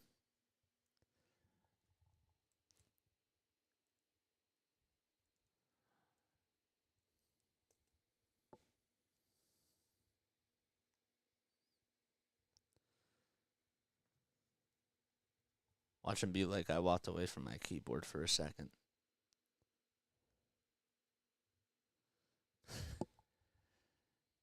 All right, we're in the bottom of the 5th. Phillies lead at 3-2.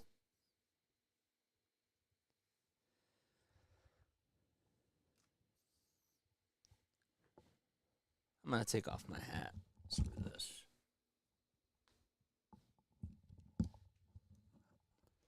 So Yohan Rojas will lead things off here in this inning. First pitch he sees, that's a strike at the knees. It's taken all the way. So Rojas is 23 years old from the Dominican Republic. The 0-1 pitch, grounder. High chopper hit over to 3rd, to throw over to 1st by Beatty. It is not in time. I believe that Alonso got off the bag and Rojas beat it out.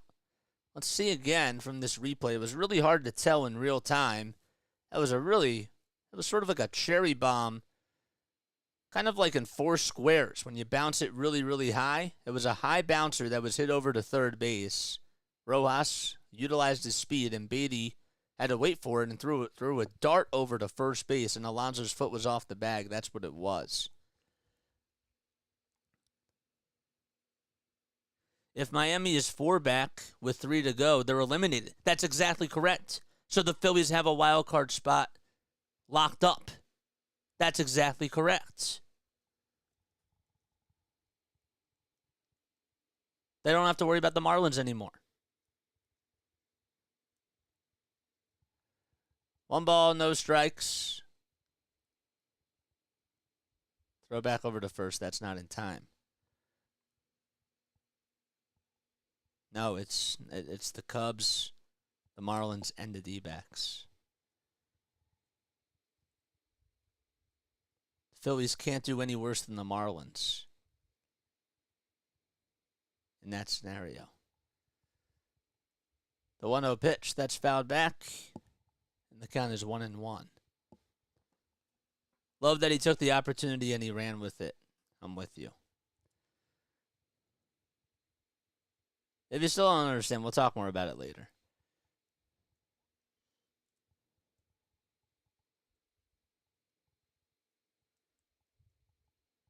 The 1-1 on the way. That's low and outside for ball 2. Connor says he was watching yesterday. Watching what? Were you watching the game? Or were you watching the stream? 2 balls, 1 strike to Rodolfo Castro. The next pitch, that's grounded foul. Yesterday's broadcast, thinking it was today for so long. Oh, that's what it was. Okay. I got you, man.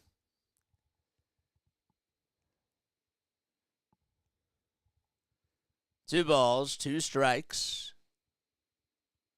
A runner over at first. Phillies do lead it 3-2.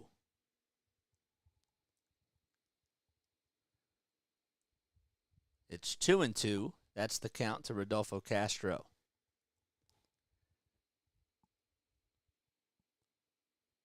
Quintana comes set, kicks, delivers, swing and a miss. Castro strikes out.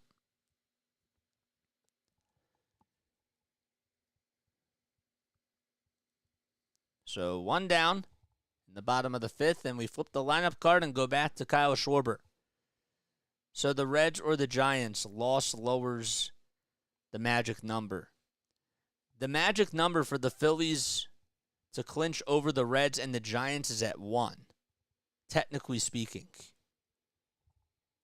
First pitch to Schwarber. He hits this one high and deep out to left center field. It's going back to the track to the wall. Hits off the top of the wall.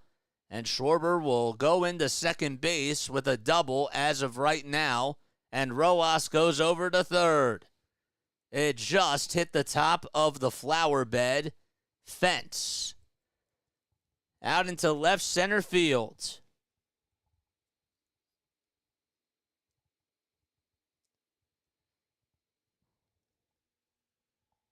Let's see where it hit.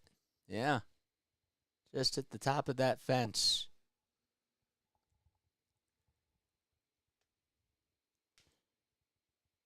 So Schwarber and Rojas are at second and third. And Trey Turner's up at the plate with 1 out. And the first pitch, it's a grounder hit over to shortstop to throw to home plate. Not in time. Rojas dives in there safely. Narvaez couldn't even make the tag as he bobbled it. It was a throw that was made to home plate. Not a good throw by Lindor. I don't know what he was doing, but Narvaez had to play it on a bounce. And Rojas, with his speed, is able to make it a 4-2 game.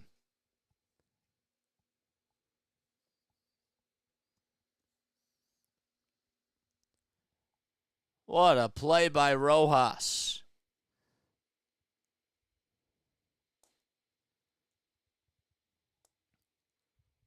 It's 4-2 in the bottom of the 5th inning with 1 out. Bohm comes up and swings and misses at a sinker at 89 miles per hour. Bohm hitting .354 with runners in scoring position this season. He had the RBI walk-off single in last night's game, the 0-1. That's on the outer edge of the plate for a called strike. Phillies have a 4-2 lead in the bottom of the 5th, and we're able to get a big insurance run thanks to Johan Rojas. So Turner is over at first. Schwarber is also over at third, mind you. Forgot to mention that. The 0-2, there's a breaking ball that goes into the dirt. Turner's going to go over to second base, and it's going to be without a throw. So that puts 2 runners in scoring position with still 1 out in the bottom of the 5th inning. Turner had a pretty good jump, and Narvaez would not have been able to throw him out. And Schwarber, of course, did the right thing of staying over at third base because the ball didn't bounce too far out in front of Narvaez. The 1-2 pitch, low, and in the dirt for ball 2.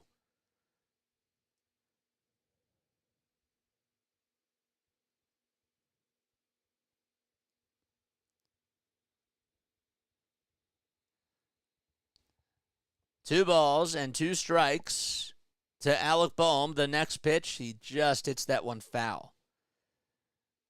No, Larry, because the Giants are behind. The Giants and the Reds are behind the Marlins in the wild card standings.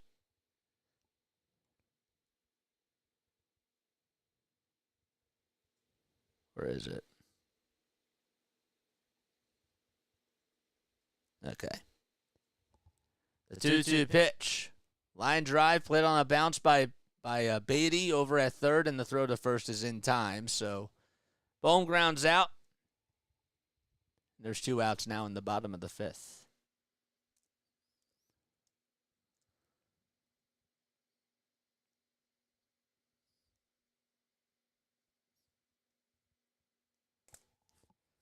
So now Bryce Harper's coming up.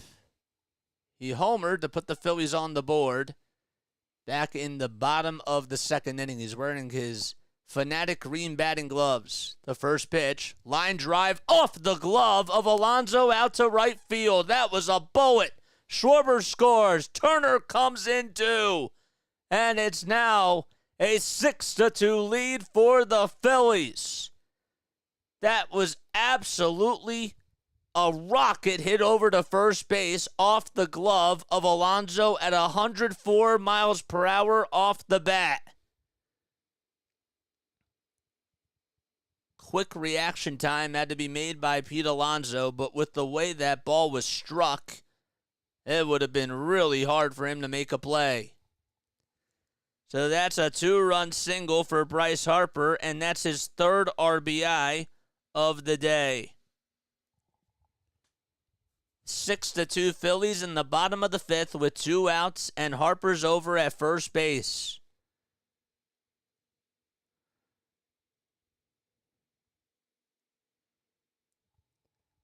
So there's 2 outs and a runner at first.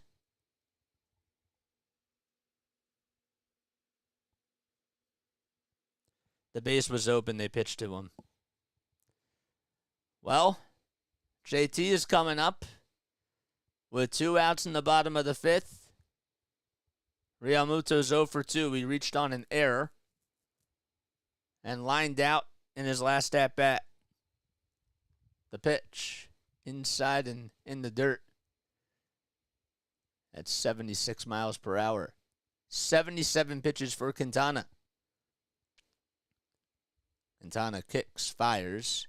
There's a line drive into right field, and that's going to drop in for a hit. Harper is going to stay put at second. Nope, he's going to round second and go to third, and he dives in there safely. The throw was cut off, and Bryce Harper was being aggressive all the way. And JT with an opposite field single that puts runners at the corners. Sheesh, that ball had a family. It did.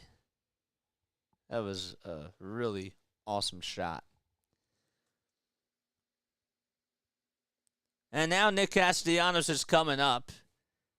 Somebody is getting loosened up in the Mets bullpen. It'll be Reed Garrett. This may be Quintana's last batter, the first pitch. Oh, that was a low ump. That's a called strike. Nick just was able to put the ball in play out into left field. It bounced right in front of McNeil, who tried to slide and trap it, but it got past him, and it went out the way towards the wall.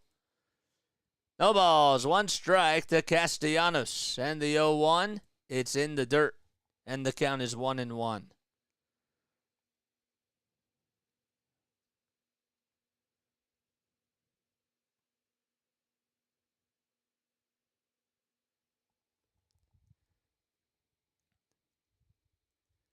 One ball, 1 strike to Nick Castellanos. And the next pitch, that's in the dirt and outside for ball 2.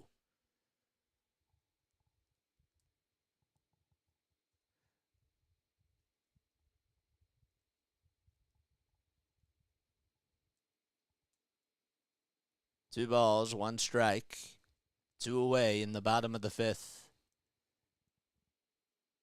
The pitch.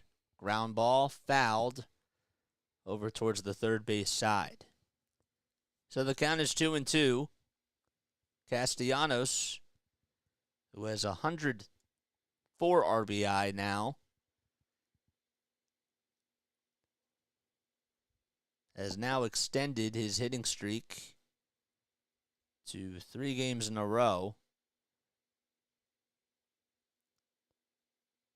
But he's gotten a hit.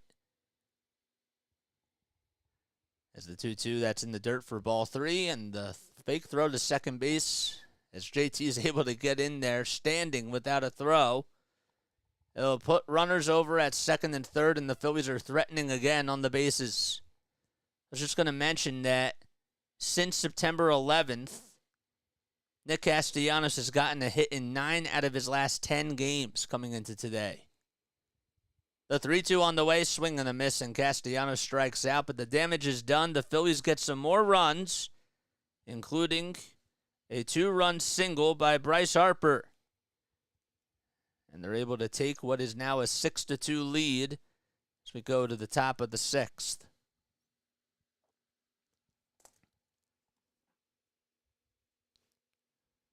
Marlins are behind the Cubs and D-backs. That's right, for the wild card, yes.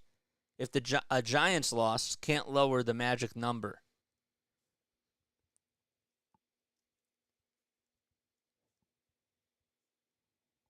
We'll talk about it later. You'll understand this. It's about the Phillies and their opponents. They're the people that are quote-unquote threatening. The Giants are still a threat.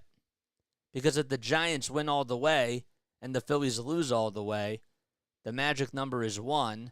So then the Giants could finish with a better record than the Phillies. We'll talk about it later. I don't want to keep harping on it now. If you're new to the channel, my name is Jason Joseph. This is Play-by-Play with JJ. I hope you're all doing well, and I hope you're all having yourselves a fantastic afternoon. It's been a really weird day. Didn't know if the game was going to come in or not. Last night's game was absolutely wild. And, yeah, man. Last night's game was really emotional. So.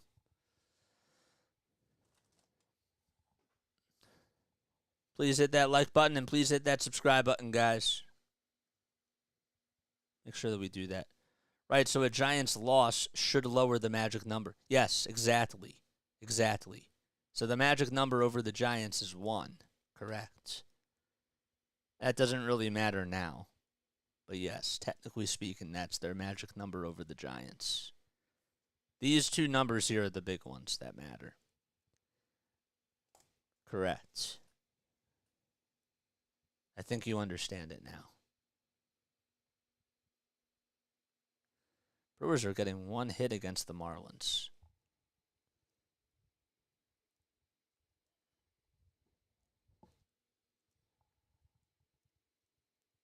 I think you get it now.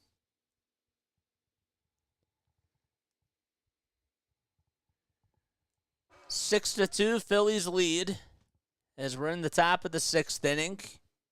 The first pitch to Jeff McNeil is just outside for ball 1. So the count is 1-0. We're in the top of the 6th inning. Phillies lead it 6-2. Wheeler still on the bump with 67 pitches only. And there's a 93-mile-per-hour fastball that is just fouled off. So Wheeler, his next start will be Thursday, and as Rob Thompson said, if all things line up correctly, he should be able to pitch the first game of the wild card round. The 1-1, swing and a miss.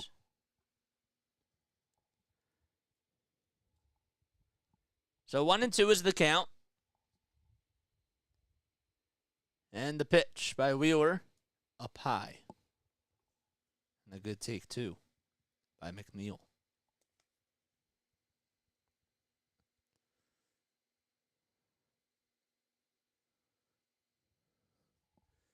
The 2-2 delivery on the way. It's chopped foul over towards the third base, or the first base side. So the count is now 2-2.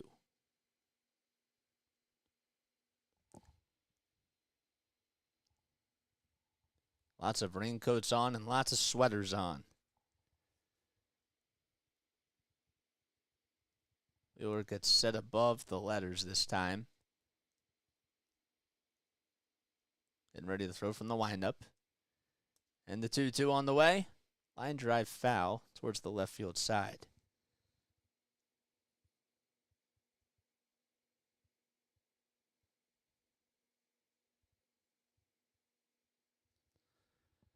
McNeil is hitting .323 lifetime against the Phillies with 92 hits, 6 homers, and 30 RBI as he fouls the next pitch off as well. Also has 38 runs scored, too. He just got a piece of it.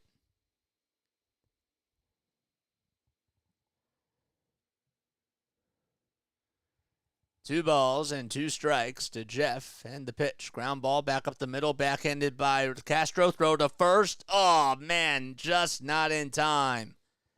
Not an easy play by Castro as he backhanded it as he was going over towards his right side. Threw it on the run, sidearm-wise, and it bounced, hit the dirt, and Bohm tried to dig it out, but McNeil beat it over at first base. Yep, that was the right call. Just beat it by about half a step. So that's an infield single by Jeff McNeil. That's his second hit of the day. And now the polar bear, Pete Alonso, is due up. He's really struggled in this series, and he takes that one way inside for a ball. Larry says, so you're basically saying, so they only have to beat out the Marlins to guarantee a playoff spot. Yes, if the Phillies win. Correct. Correct. The 1-0. It's in there for a strike. Either the Marlins or the Cubs. It's either the Marlins or the Cubs. Unless the Marlins lose today. But like one of those teams, yes.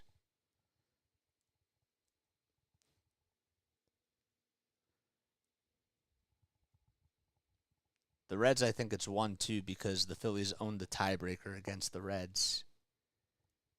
So that's why. The 1-1 pitch is a line drive foul ball towards the third base side. Because they own the head-to-head tiebreaker. That's why the Cubs have a better record than the Marlins do. They're a game above the Marlins. But the Phillies own the tiebreaker against the Cubs. So even if the Marlins get in, it doesn't matter. The 1-2 on the way, swing and a miss. And Zack Wheeler is able to strike out Pete Alonso.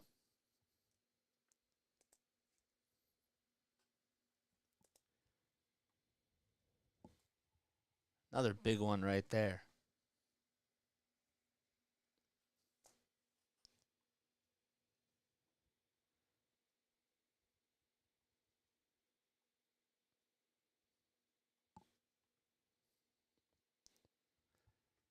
So 1 out in the top of the 6th inning, and DJ Stewart is up. He takes that one for a ball.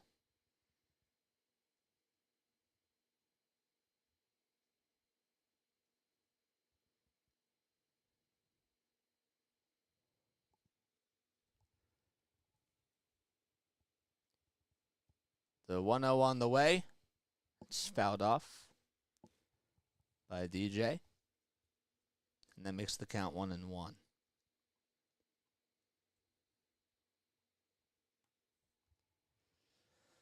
If you're new to the channel, don't forget to like. Don't forget to subscribe. Turn on those notification bell icons as well, so that way you know when I upload. Wheeler kicks, fires, and throws that one upstairs. So that makes the count now 2-1. Wheeler actually had 36 pitches in the first 2 innings. He had 21 in the second and 15 in the first. In this inning, he has 15 pitches so far. 2-1 delivery, swing and a miss. Another fastball right down the heart and soul of the plate.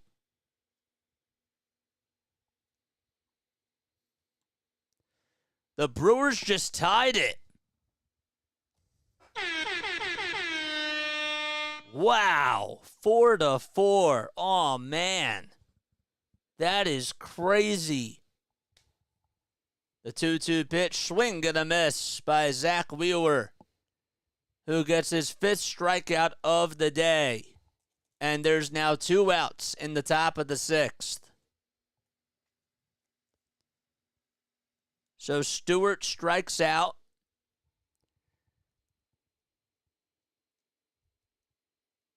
And there's 2 gone.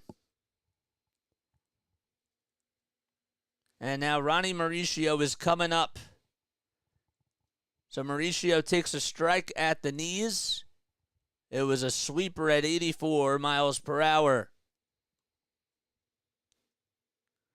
The former Philly, Carlos Santana, had a 3-run homer.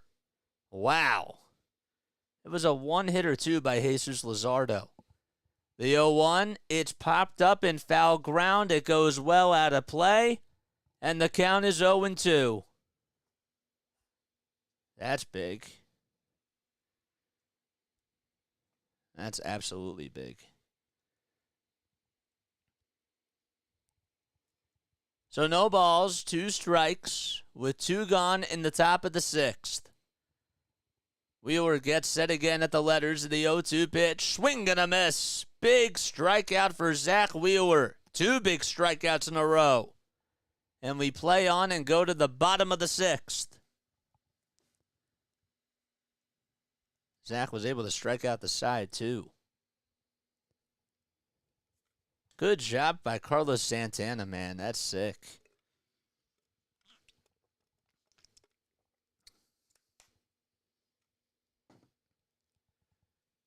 That's big. So, yeah, A.J. Puck came in. So, why did Luzardo come out? Just out of curiosity. Berger had a 3-run home run. The Brewers were down 4-0, and then Contreras got on with an infield single, and Carlos Santana just belted the 3-run homer. Wow. That's awesome. Once this game is done, if it finishes right before, or if this game finishes before the Marlins game, we are going to finish out and go to that Marlins game.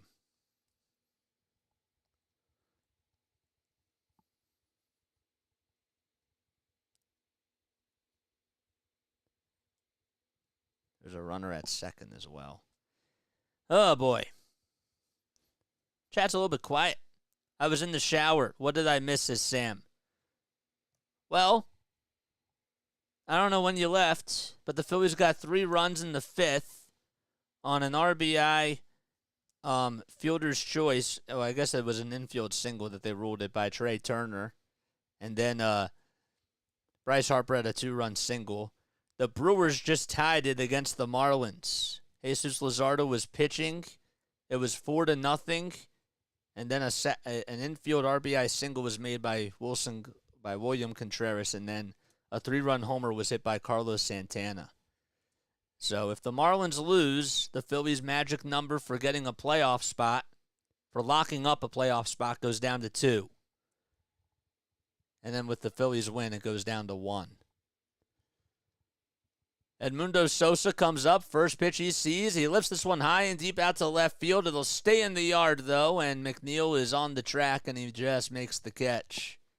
And there's one away.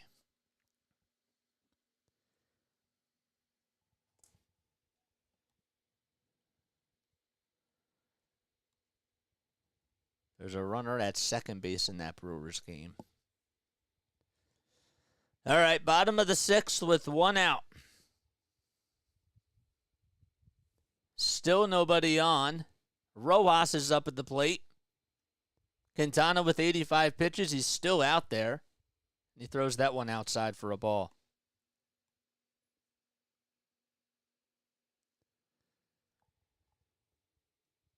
The 1-0 pitch.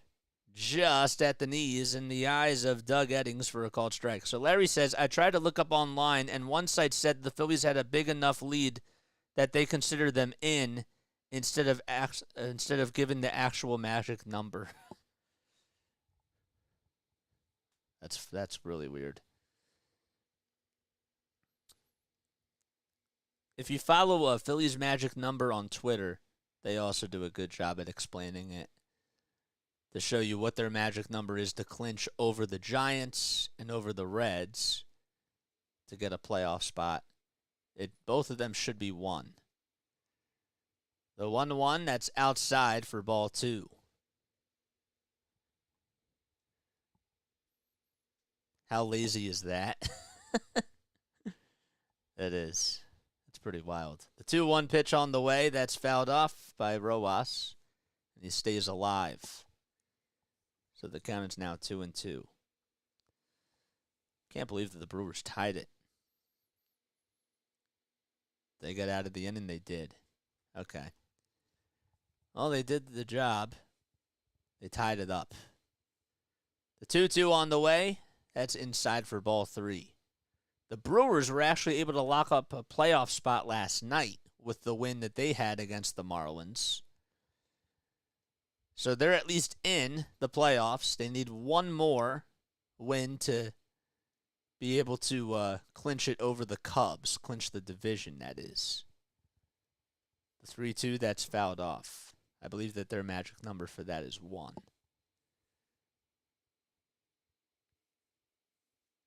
Three balls, 2 strikes. And the payoff pitch, swing and a miss. Another strikeout from Jose Quintana. That's now 9 strikeouts that he has. But he's allowed 6 runs. So he has retired 3 in a row. And Rodolfo Castro is due up.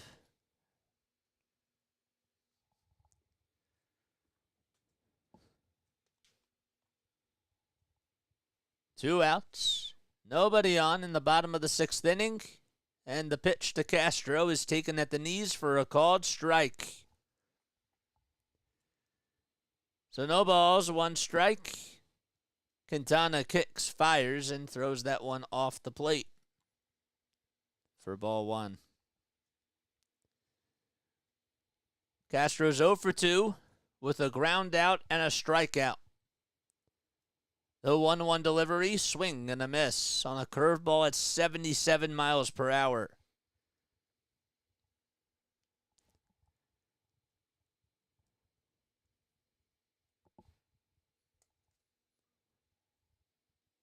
So the count is now 1-2 with nobody on and 2 outs. The pitch up high for ball 2.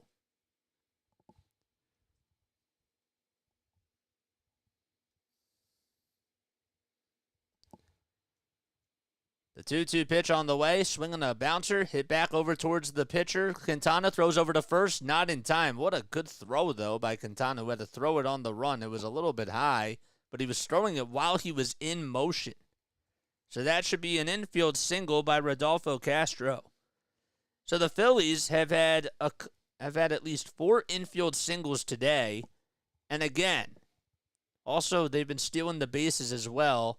And that's one of the main reasons why they could be so dangerous in the month of October, because when they're doing the little things like they were doing last year on the run to the postseason, that really does give them an edge for sure. You want to make your opponent on their heels, and you want to try to put the pressure on them. That's what made Jason Worth so good too.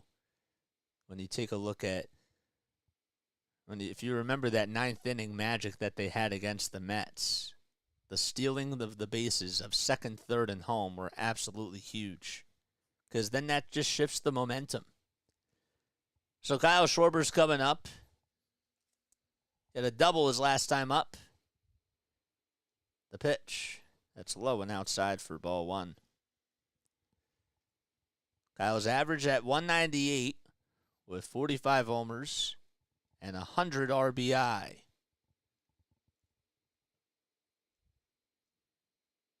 So 1 ball, no strikes. The pitch. It's on the inside edge of the plate for a called strike. Did I read that correctly? 100 RBI? Did I miss something? I thought it was 100 RBI last. I thought it was 99 still. Huh. Maybe they got it wrong. Nope, it is 100 RBI. Throw back to first. That's not in time. Yeah, because Kyle had an RBI in last night's game. I forgot he had the RBI single. That's right. 1-1 is the count. Quintana with pitch number 100. Gets it in there for a strike on the outside corner. So the count is 1-2. 69 strikes thrown by Quintana on 100 total pitches. 1 ball, 2 strikes to Kyle Schwarber. The 1-2 on the way. That's low and in the dirt for ball 2. And the count is now 2-2. Phillies will play tomorrow afternoon at 1:05 p.m. Eastern Time to wrap up this 4-game set against the Mets. 2-2 on the way. Good eye by Kyle. Quintana was heading back towards the dugout thinking that he was going to get the call, but certainly did not.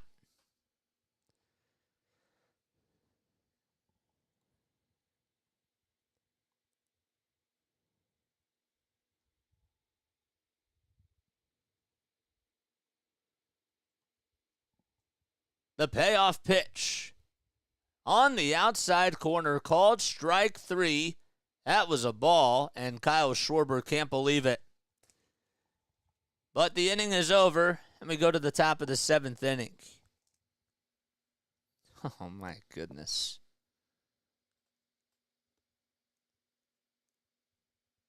That's not good. That was not the right call. That was literally the same exact pitch that was just previously thrown to him. Literally. All right, guys, it's time now for our Phillies trivia question of the day. Julie's here. What's up, Julie? How you doing? What's up, Jules? Yes, okay. So it's time now for our Phillies trivia question of the day. So I'm going to ask you a Phillies trivia question. If you get the answer correct, you'll hear this. If you get the question wrong, you'll hear this. Okay. And again, if you're new to the channel, we ask a question, and then we reveal the answers in the bottom of the 7th inning. Okay? That is exactly what we do on here.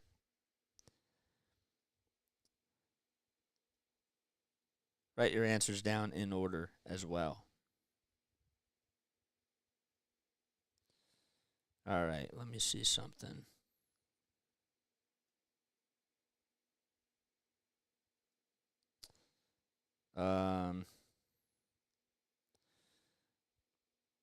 Okay, here we go.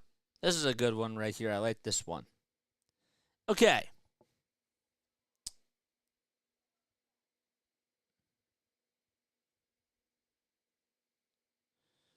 I want to know, okay, which Phillies pitcher has the most wins in a season? I'll give you a hint, and I don't usually do this, but the record was set in 1890. Okay?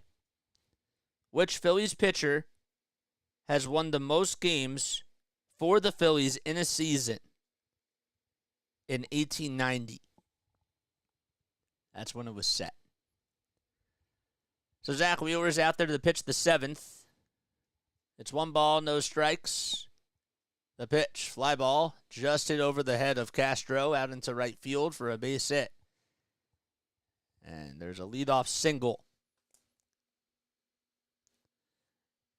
Doing great. Lovely weather at Jersey Shore. It's awful. It's not so nice here either, so.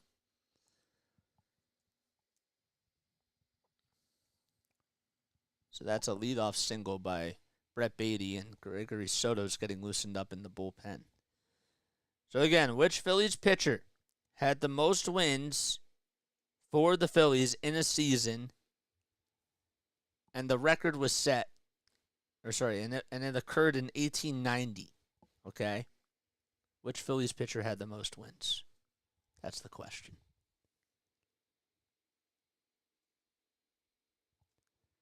No balls, 1 strike.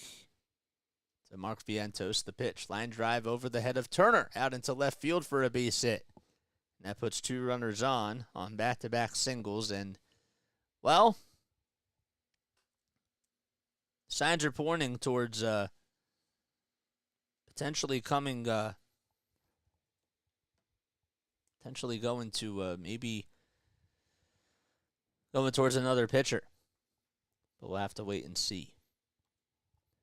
There's 2 runners on, though, with nobody out in the top of the 7th inning. Omar Narvaez is due up. Takes that one on the outside corner for a strike at the knees.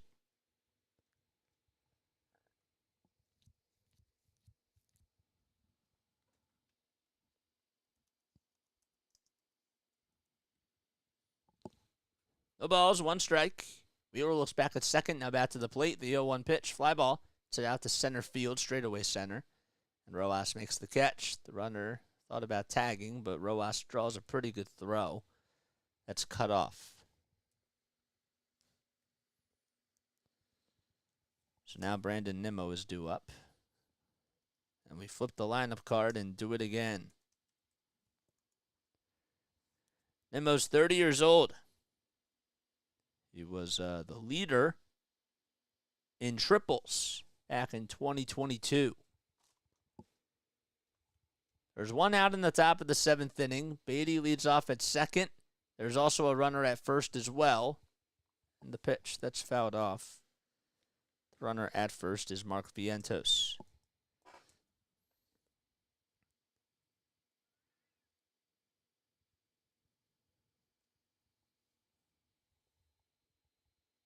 Time is called very quickly. Brandon Nimmo from Cheyenne, Wyoming, the capital of Wyoming. Went to Cheyenne East High School. The pitch. That's just... It was up high, but home plate umpire said that he went around. So the count is 0-2.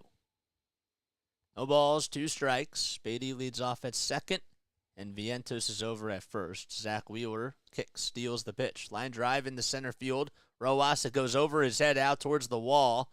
1 run's going to easily come in to score. Vientos coming up right behind him. And the throw to the plate is not in time, so Vientos had a late jump. It's a 2-run triple that's hit by Brandon Nimmo. And now it's 6-4 Philadelphia. Just went over the head of Rojas as the wind was pushing that thing out towards the wall. Rojas had a pretty bad read on it and didn't realize that he had to back up and just looked up and went out towards the wall. So that's a 2-run triple allowed by Zack Wheeler. That's actually his first 2 earned runs that he has allowed, if you think about it. So now Francisco Lindor comes up. He's representing the tying run, and he fouls off the first pitch. So the count is 0-1. That's the first hit today by Brandon Nimmo.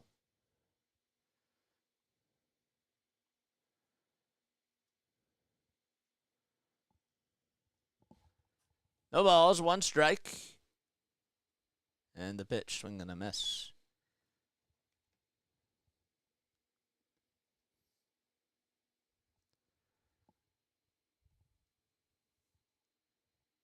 It's pretty chilly out there. The wind is certainly carrying. A runner has scored 19 out of 32 times with less than 2 outs when Lindor's up at the plate. The 0-2 on the way, popped up. Hit out towards shallow left field. Schwarber running in towards his left side in foul ground, and he makes the catch, and the throw to home plate to get the runner is not in time. The throw was a little bit off the line. JT tried to swipe Brandon Nimmo, and Kyle Schwarber was just not able to gun him out at the plate. So that's going to be a sac fly. LINKTREE thought about challenging this, and they won't. Let's see. Did he get him? I think he got him. Maybe not. It's a tough play. Wasn't the best throw. It was actually a pretty good try by JT. I think that he just got his hand in there, though. So it's now 6-5 Phillies.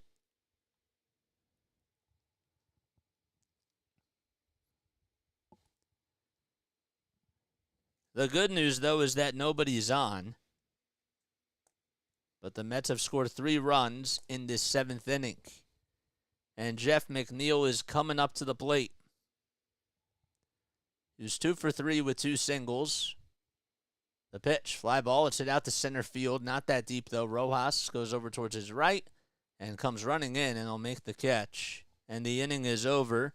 However, the Mets do get 3 runs on a 2-run triple hit by Brandon Nimmo and a sac fly by Francisco Lindor, and we go to the bottom of the 7th inning. Phillies lead it 6-5. Okay. All right, one more time. In case you missed the trivia question, the question was this. So which Philly has won the most games in a season for the Phillies? This guy that did it in 1890. That is the question. 15 more seconds, and then we'll reveal the answers.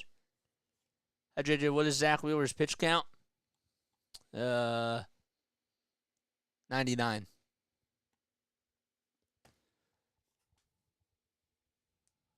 Five, four, three, two, one. Only had one person respond. Wow. Only one person. That's Donna. Donna's the best. Shout out to Donna. She says Kid Gleason. That is correct. So Kid Gleason has won the most games for the Phillies in a single season. He had 38 wins, and that was back in 1890. That is your answer to the Phillies trivia question.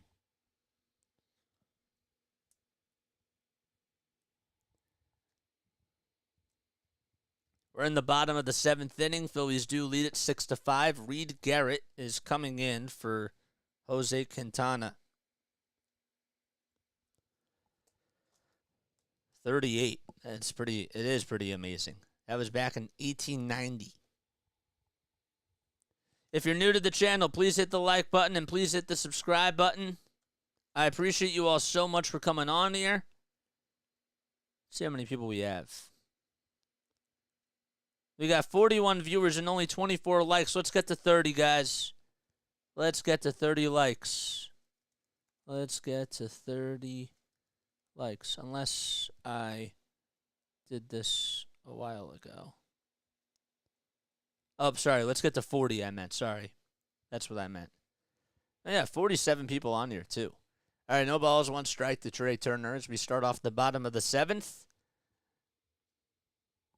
And the pitch, swing and a miss. That was a good one. I thought it was a great question. I guess that maybe that's why people didn't answer, because I stumped a lot of people. But yes. No balls, 2 strikes. And the 0-2 by Garrett. That's way off the plate for ball 1. So in case you are just tuning in, okay, the Cubs did win today as they beat the Rockies. The Marlins game is on. It's 4-4. So if the Marlins lose and if the Phillies win, the magic number for clinching a playoff spot goes down to 1. The 1-2. It's inside and low for ball 2. So once this game is done, if the Marlins-Brewers game is still going on, we're going directly to that. And we're going to see what happens at the end of that game. The 2-2 pitch, line drive caught over at second base by Ronnie Mauricio.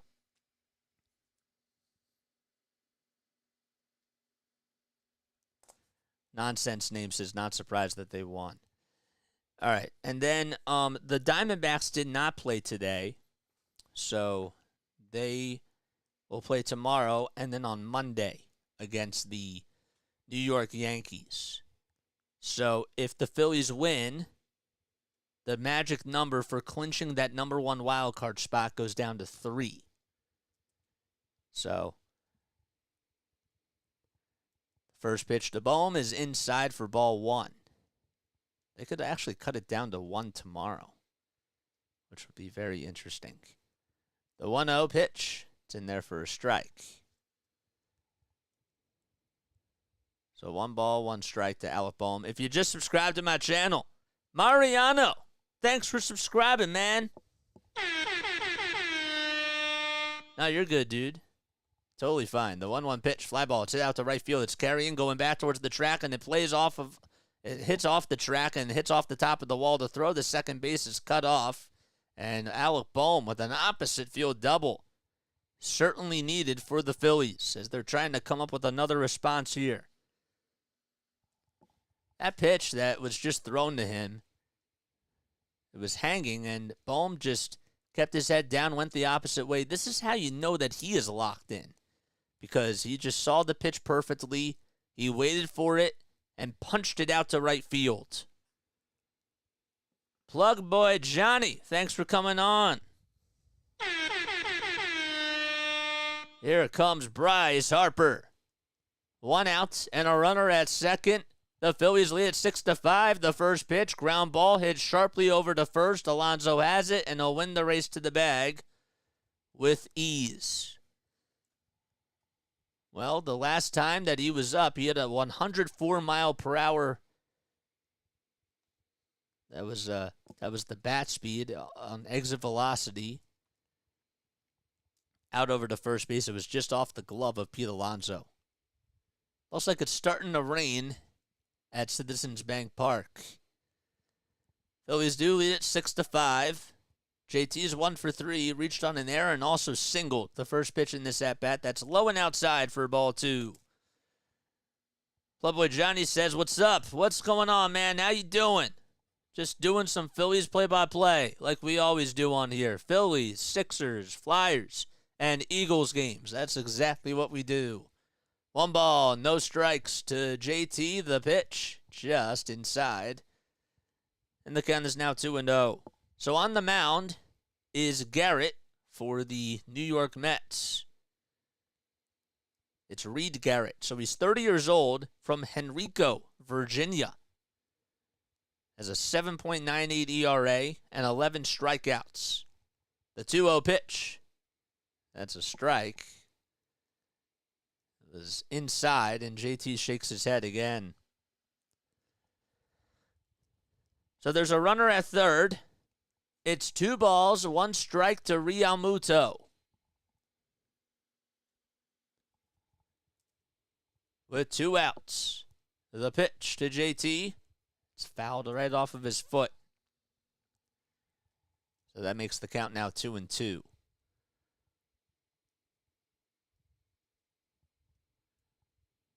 The Rays have a 5-4 lead against the Toronto Blue Jays. That's a big game as well for the AL wildcard standings. And for the division for Tampa Bay. The 2-2 pitch. Line drive into poked into right center field for a base hit, and that's going to bring in another run for the Phillies. As they get an RBI single from JT, and Bohm comes in to score. That's what you want to see from JT, as he was able to punch that one out into right center field, and the Phillies take a 7-5 lead. It was a hanger out over the middle, and JT went the opposite way and even gave a little fist bump to himself and just said yes. And here comes Castellanos. The first pitch is in there for a strike to throw over the second base. It's not in time. JT Realmuto with his second stolen base on the afternoon.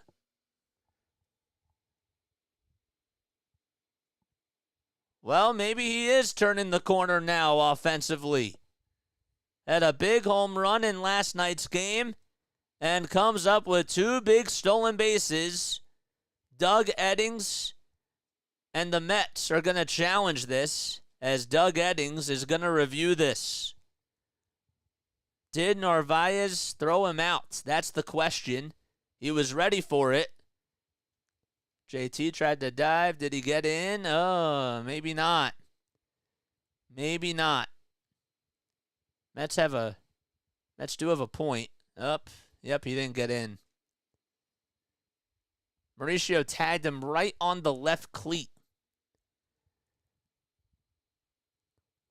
So the call is being reviewed by Doug Eddings and Ryan Blackney, the third base umpire. And as we're in a little break here, it's a 4-4 game in Miami with 1 out and with nobody on in the bottom of the 7th inning. So let's see what the call is here in Philly. He's ruled out, and the call was overturned. The Mets retain their challenge, and JT gets caught stealing. It was a pretty good throw by Narvaez. But JT also comes through with a big base hit on an RBI single, and the Phillies lead it 7-5. I need a sip of water.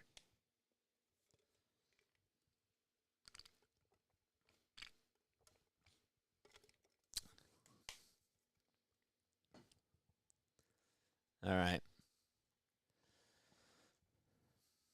So, Harper rounded out.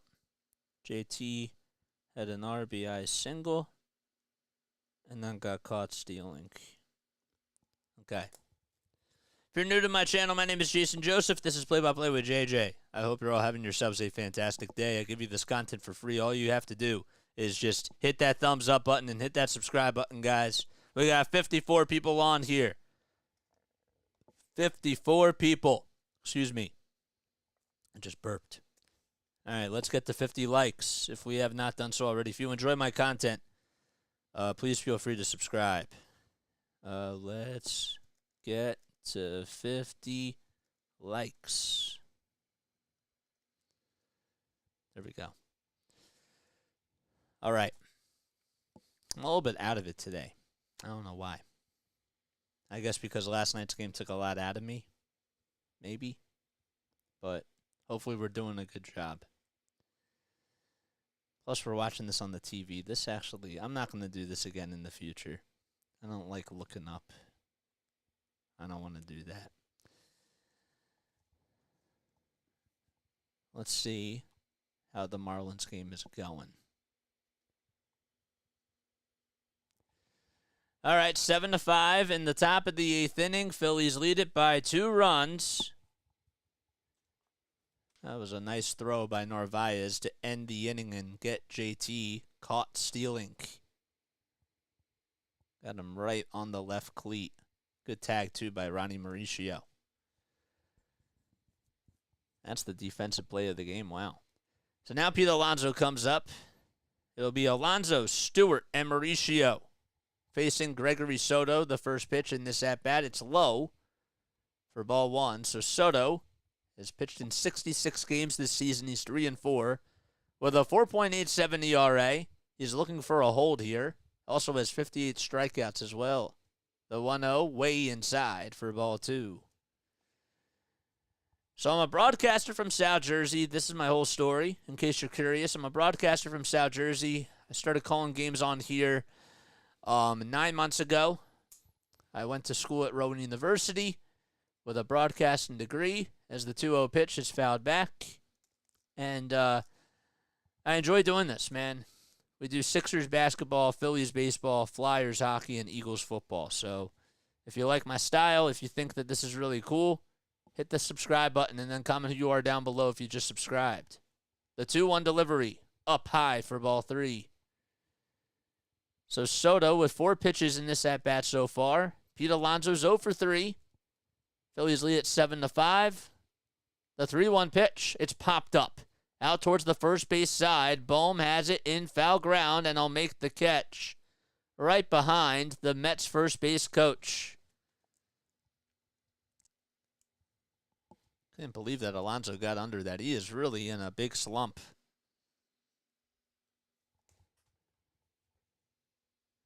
The Brewers and the Marlins, they're in the top of the 8th. Still tied up 4-4. Keep your eye on that. 1 out in the top of the 8th here in Philadelphia. And the first pitch to DJ is inside and high for a ball. See a lot of people wearing the bags over their body because it is starting to rain. The 1-0 pitch up high for ball two. Pretty good take, too. It's a lefty on lefty situation. Phillies up by 2 with 1 out and nobody on in the top of the 8th. The 2-0 pitch inside again for ball 3. So 3 straight fastballs that miss for Soto, and it's not what you want to do. Don't want to give any freebies here. Soto comes set just at the letters, kicks, deals the pitch inside by a hair for ball 4. So 4 straight balls, and that's a straightaway walk by DJ Stewart. And Ronnie Mauricio comes up representing the tying run.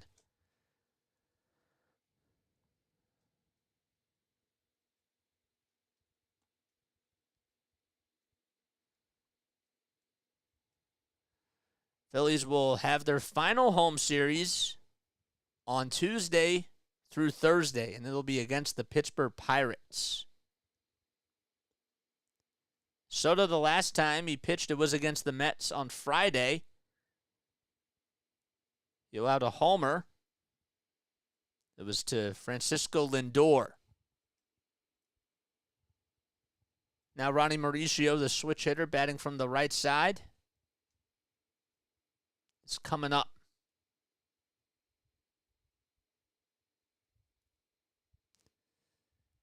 First pitch. Takes that one for a strike. I say switch hitter. I meant to say right-handed hitter. I apologize. It's been quite a day. The 0-1 offering, swing and a miss on a slider that was just maybe a little bit down low, but with the way that Doug Eddings has had the strike zone, you kind of had to think to yourself that it could have been a strike either way. The 0-2 delivery, swing and a miss, and Ronnie Mauricio strikes out on a slider in the dirt, and there's 2 gone. Phillies trying to inch their way closer to the postseason and cut the magic number of getting a playoff spot down to 2. They could certainly use some help from the Brewers today and cut it down to 1. Robert McCann, thanks so much for subscribing to the channel. There we go. I got that notification. The pitch. That was A ball in the eyes of Doug Eddings. So Brett Beatty is up. He's 1 for 3 with a single in the 7th. Usually don't like harping on these calls, but a lot of them have just been so bad. The 1-0 pitch, line drive into left field for a base hit. And Schwarber plays it on a couple of bounces, and there's an opposite field single by Brett Beatty. That's the 3rd time today that he has gotten on. And Stewart stops over at second base. So now that means that the tying run is at first, and the go-ahead run, which is Mark Vientos, is coming up. He's DHing this afternoon. Soto looks back to second, now back to the plate. The first pitch, a big swing and a miss on a 99-mile-per-hour high heater right down Broad Street. Both teams combined have scored 12 runs on 21 hits. On 19 hits, excuse me. I was thinking of 12 in my head when you add up 5 plus 7. And then I was thinking of the 12 plus the 9 hits that I saw. The 0-1 offering misses inside and low for ball 1.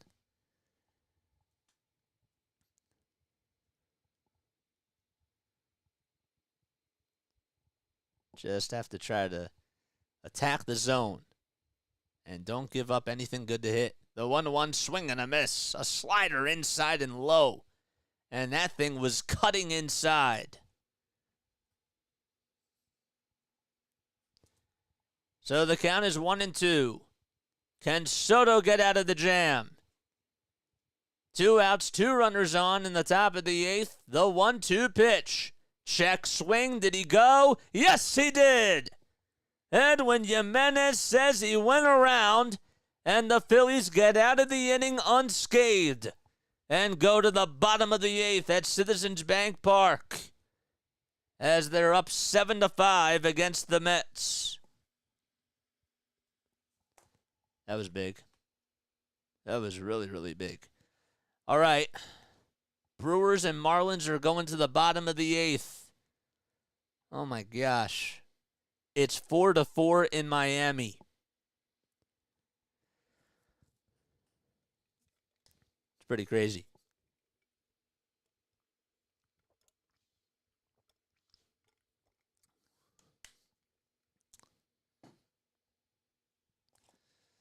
Pretty quiet chat today, but I hope you're all having yourselves a fantastic day. I know it is for some people. I mean, it is college football day, so I totally understand that. But the Phillies are looking to clinch, man. They're looking to clinch. Cut that magic number down to 1, baby.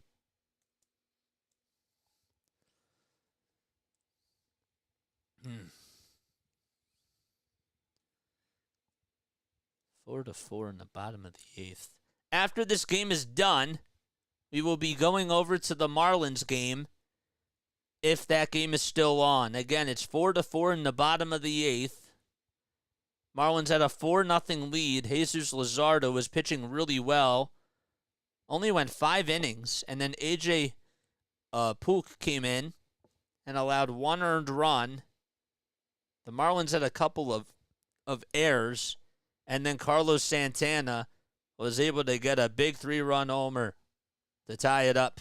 What's up, Snowman? How you doing, man? Yes, sir. We need 27 more subscribers, guys, to get to 1,100. Snowman, feel free to drop your link down below. Bottom of the 8th inning, here comes Nick Castellanos. Phillies lead 7-5. The first pitch, it swung on and missed for a strike. So the count is 0-1. So in case you're wondering how we got here, Phillies do lead at 7-5. As Garrett is out there on the bump. Still, he threw in the 7th inning and is looking to go to distance here in the 8th. The 0-1 pitch. Check swing. He did not go, says Edwin Jimenez. So the Phillies were down 2-0 on a 2-run error that was allowed by Trey Turner on a Beatty ground out. It was a fielder's choice ground out. The 1-1 to Casty. It's inside for ball 2. The Phillies would then respond in the bottom of the second inning. And they would get a solo homer from Bryce Harper and an RBI triple from Nick Castellanos. And then they'd take the lead in the bottom of the third on a solo homer by Alec Boehm. The 2-1 on the way. Fly ball. It's hit out to center field. That's going to drop in for a base hit. And he gets on with a leadoff single in the bottom of the 8th. That's Nick Castellanos. So the Phillies had a 3-2 lead in the bottom of the third. And then Trey Turner grounded into a fielder's choice in the bottom of the 5th to give them a 4-2 lead. And Bryce Harper hit a cannon out over to first base that was off the glove of Pete Alonso. That gave them a 6-2 lead. The Mets would then get 3 in the top of the 7th on a 2-run triple by Brandon Nimmo and a sac fly by Francisco Lindor. Here comes Edmundo Sosa. The first pitch he sees is swung on and missed. And then JT Realmuto got a run back on an RBI single to give the Phillies a 7-5 cushion. Castellanos is over at first. We're in the bottom of the 8th. The Phillies lead at 7-5. There's nobody out. The 0-1 pitch to Sosa. Ground ball hit over to third. The flip over the second. There's 1 to throw to first. There's 2. And around the horn double play. And there's 2 gone with nobody out. Jose Alvarado is getting loosened up in the Phillies bullpen and will most likely pitch the top of the 9th. We're stumbling a little bit today, but that's all right.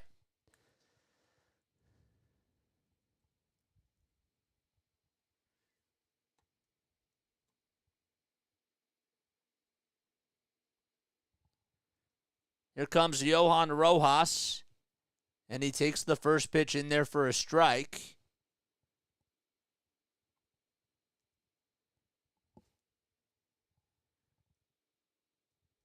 The count is 0-1.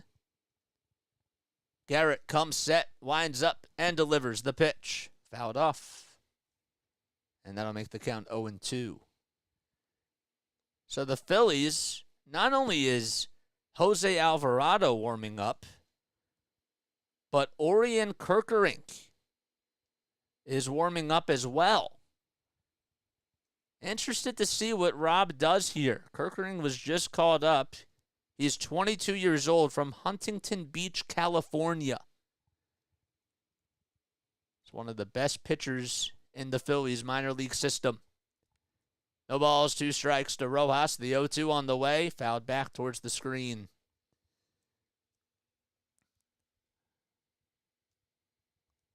Keeping our eyes on the scoreboard. The Marlins are tied 4-4 with a runner at first and with nobody out in the bottom of the 8th. Against Milwaukee. The 0-2 pitch. Outside and low for ball 1. Rojas is 1 for 3 today.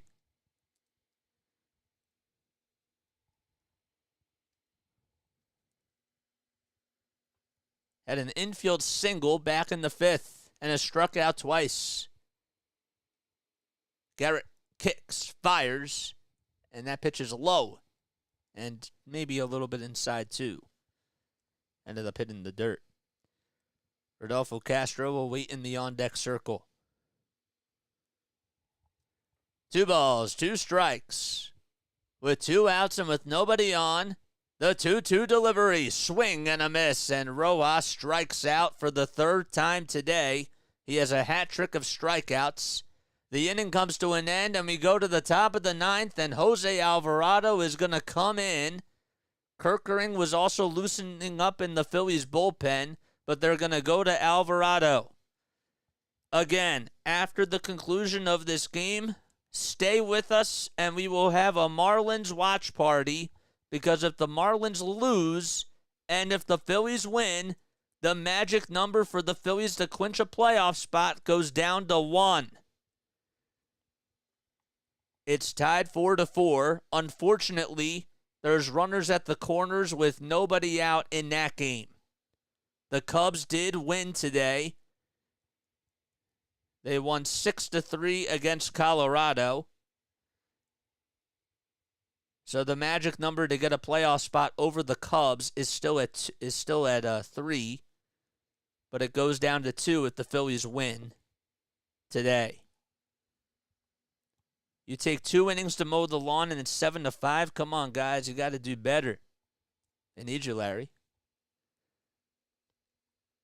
Okay, what does the magic number mean? It basically means that the whole definition of it is basically this, okay? So a team's magic number represents the combination of wins needed by that team and losses by its closest competitor to clinch a given goal. So in this case, the Phillies, every time the Phillies win, their magic number decreases by 1. And every time their closest competitor for the wild card loses, or competitors in this case, that also decreases by 1 as well. The Marlins are outside of the wild card race. So if the Phillies just want to get into the wild card, because the Marlins are the closest team that's out of it, they need the Marlins to lose. So Jose Alvarado will come in to pitch the top of the 9th inning.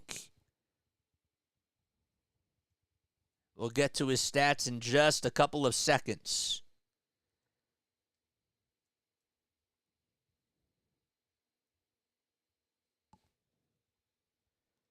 Larry says that the Phillies' 3 through 6 hitters are 8 for 16 with all 7 RBI. That's the meat of the order, man. So Francisco Alvarez will be pinch hitting here in the top of the 9th. The first pitch, it looked a little bit off the plate, but it's in there for a strike. He's 0 for 13 this season as a pinch hitter with 7 strikeouts and a walk.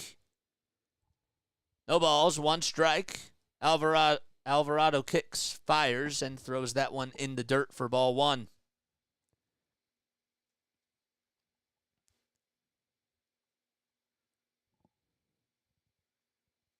Jose is 28 years old, has 9 saves on the season, along with a 1.88 ERA.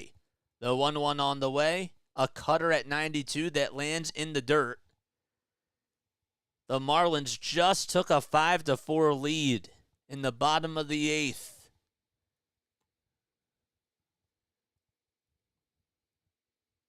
Garrett Hampson ended up scoring on a wild pitch. 2 balls, 1 strike in this game between the Phillies and the Mets, and time is granted to Francisco Alvarez. So he wanted to just take a quick step out of the box.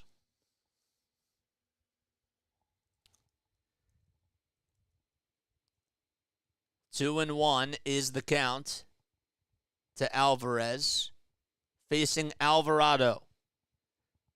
The pitch, swing and a miss at 97 on the outside edge of the plate.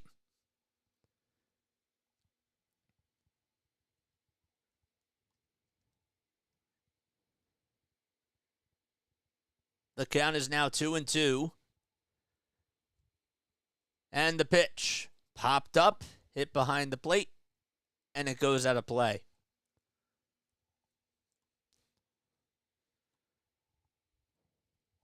So Alvarado has 59 strikeouts this season and a 1.25 whip. 5 seconds left on the pitch clock. The 2-2 delivery to Alvarez. Popped up, hit out to shallow right center field. Rojas goes over towards his right, now a little bit towards his left, and he makes the catch. And there's one away in the top of the 9th. So Narvaez, his day is done as Alvarez pinch hits for him. And the Phillies are 2 outs away from cutting the magic numbers down to 3-2.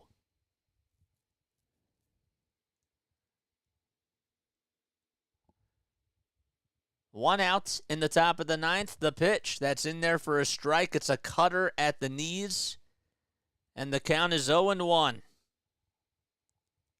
Nimmo had a 2-run triple back in the 7th inning. And also scored a run as well.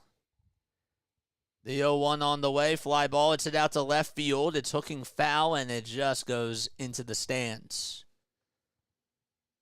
Alvarado is a straight fire baller, says not since nonsense name. A very good pitcher if he can get his accuracy correct. It's drizzling at the bank. No balls and 2 strikes to Brandon Nimmo with nobody on and with 1 out. Phillies lead it 7-5. 5 seconds left on the pitch clock. The 0-2 delivery, swing, and just a foul ball. It went just behind the plate.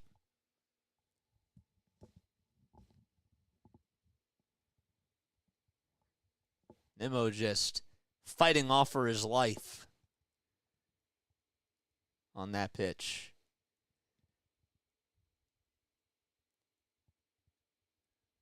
No balls, 2 strikes. The 0-2. Strike 3 called at the knees. 98 miles per hour on the gun. And the Phillies are 1 out away from cutting the playoff magic number down to 2. What a nice pitch that was. A team that has 85 wins on the season, looking to get into the playoffs and clinch the number 1 wild card spot. The first pitch to Lindor is taken all the way for a strike. Lindor is 5 for 10 lifetime against Alvarado. No balls, 1 strike, 2 outs in the top of the 9th. The 0-1, swing and a miss on a cutter at 92. And the Mets are down to their final strike.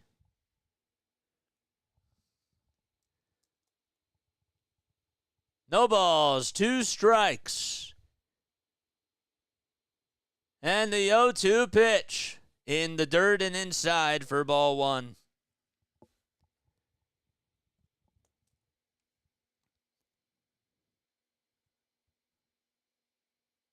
Lindor has hit a double and has an RBI against him.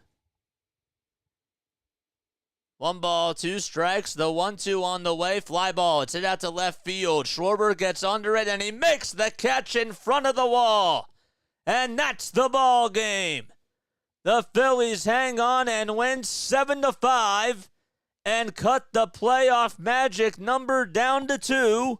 Ring the bell, Philadelphia.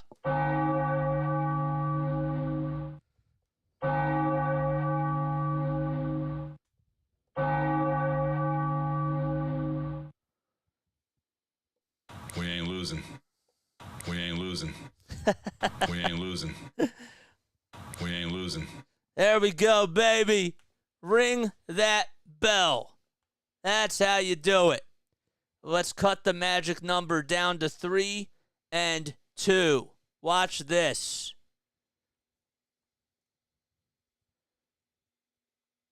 Look at this. All righty. Stay right here because now we're going to the Marlins game. The Marlins, where are they right now? Huh. What happened to the game? There it is. Okay. That's how you do it for Philadelphia. All right, the Marlins and the Brewers are going to the top of the 9th. Let's actually pull this up on the Yahoo score. Okay. Yahoo.com. We're going to keep things right here, guys. We are going to keep things right here, and we are going to the Marlins game. Okay. It's going to the 9th inning. Andrew Monasterio, Blake Perkins, and Christian Yelich are due up. If the Marlins lose, the playoff magic number goes down to 1. Here we go, baby. All right, let's get the game up here. Okay, give me 1 second. I wish I had access to it. but we're not going to be able to do it. Okay. Like to see those magic numbers at 3 and 1. Let's go, baby. Come on. Brewers tied it up once. Can they do it again? That is the question. I want to thank you all so much for coming on here. This was a really nice win for the Phillies, in all honesty.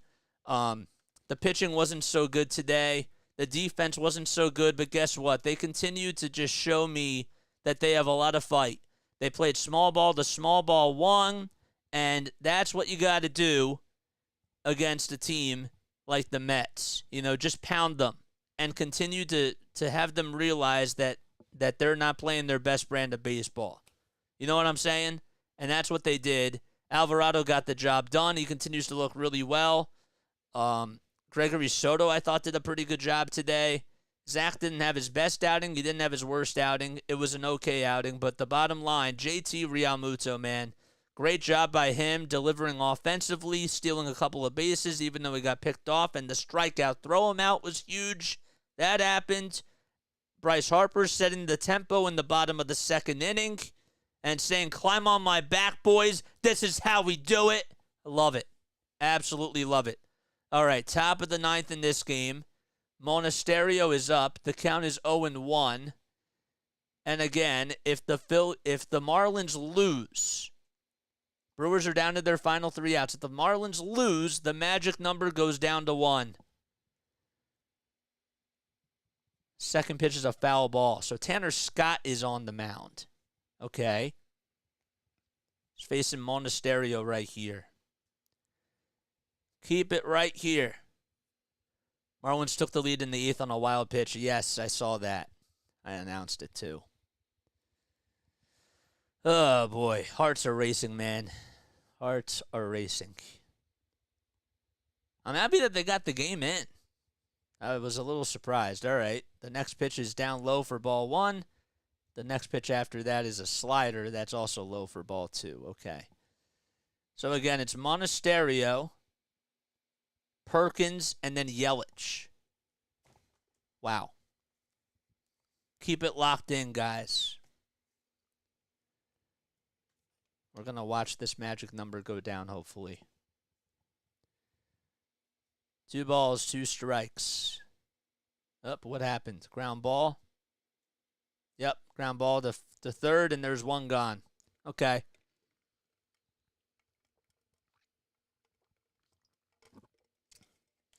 All right, so we don't need this scoreboard anymore. Let's put that down. There we go. What did you guys like about this game? Comment down below what your thoughts were overall from what you saw, because I'm curious. All right, so 1 out in the top of the 9th. Come on, man. Good win. Good win, man. Games in D.C. and New York were postponed hours ago, yet the Phillies got a game in. Good for them, dude. Good for them. I'm proud that they were able to do it. I couldn't take the suspense. I really couldn't. I'm happy that they got it in. All right. Is there a pitching change? I guess there must be a pitching change going on. All right, so 1 out in the top of the 9th in the Marlins game. That magic number board looks so nice every time you change those numbers. Thank you, dude. I appreciate it. I try. You know, we have to have some extra fun on here. You know what I'm saying? Because guess what? This is what baseball is all about. I wish the D-backs game was played too. We were actually going to do the D-backs game because I got that on MLB Network. So I don't think I'm going to be able to get it tomorrow. Well, I'm doing the Phillies game tomorrow anyways, but the D-backs and the Yankees play at 1 o'clock tomorrow, I think. I want that magic number to go down, man. All right, so Scott's still pitching. Taylor's up. The count is 0-2 with 1 out in the top of the 9th. There's nobody on for Milwaukee. They just clinched a playoff spot yesterday. All right. Well, Taylor just struck out looking, so now the Brewers are down to their final out.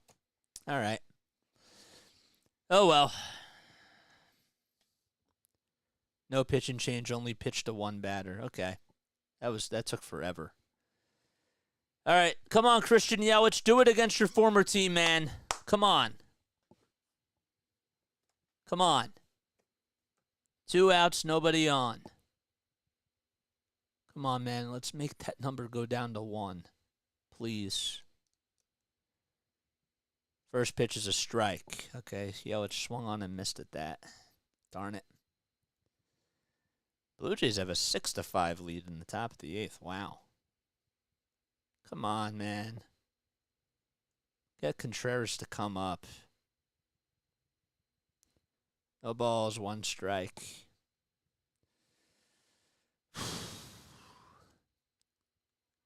All right, ball.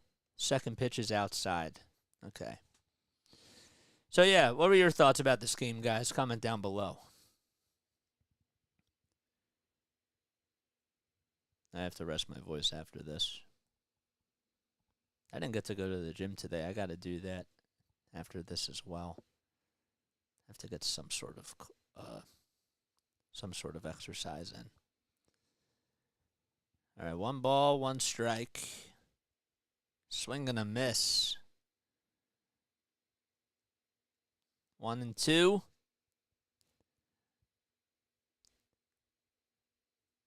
Next pitch after that, swung on and missed. All right, so that's the game. The Marlins win. The Phillies' magic number is still at 2 for clinching a playoff spot, and it's 3. Okay. I was so confident I mowed the lawn in the middle of the game. Trey's error would have even been close. Yeah, man, I don't know, dude. He screwed up today, man. He had a big mistake, but Phillies were able to fight their way back into it. This team just doesn't quit. They don't quit. We ain't losing. We ain't losing. What's that, Bryce? We ain't losing. I love that. I love that, man. That's great. That's a good soundbite. It's awesome. What's up, JJ? What's up, Sandra? All right, well, that's the end of the game for the Marlins. Okay, so the Marlins do win, so the Phillies' playoff magic number is still at 2. And the wild card spot, the number 1 wild card spot, is at 3. Okay, that's great. Yesterday we guaranteed Mets a losing season. Yes, we did. All right, so I'm gonna tell you guys this right now. So Monday, okay. Monday we're not gonna be doing the Eagles game. Instead, because let's say that this happens. Well, actually, no, sorry. We'll decide tomorrow because we have to wait and see how the Arizona game plays out. So we just have to wait and see how it goes. But we most likely probably won't be doing the Eagles game on Monday, unfortunately, because I'm also celebrating Yom Kippur. But if the Phillies, if the Diamondbacks lose tomorrow and the Phillies win, right, the magic number for the number 1 wild card spot goes down to 1, and I want to be there when it's at 1. And after that's done, we'll probably have like a watch party, an Arizona Diamondbacks Yankees watch party on Monday. And if the Diamondbacks lose and the Phillies get that number 1 wild card spot, we're partying. Okay? We are partying on Monday if that happens. So, just wanted to mention that. That's all I wanted to say. All right, guys. Thank you all so much for coming on here. Good for the Phillies for taking care of their business. That's what really matters the most at the end of the day, man. That's all that matters. Take care of your business, take care of what's out in front of you, and let the other chips play out. I'm going to gritty, yes. So, I care about this, man. Once the Phillies are in, we're done doing Phillies games for the rest of the regular season. And then we get ready for the postseason. and we focus on that. So, thanks, JJ. Says hardcore for all. Thank you. I really appreciate that. So, oh, man, we are not going to do the games on here again on the TV. We're going to just do it right here. All right. I love you all so much. Thank you all so much for coming on here. I hope you all have yourselves a great rest of your night. Lila Tov, and I'll catch you all on the next one. Peace.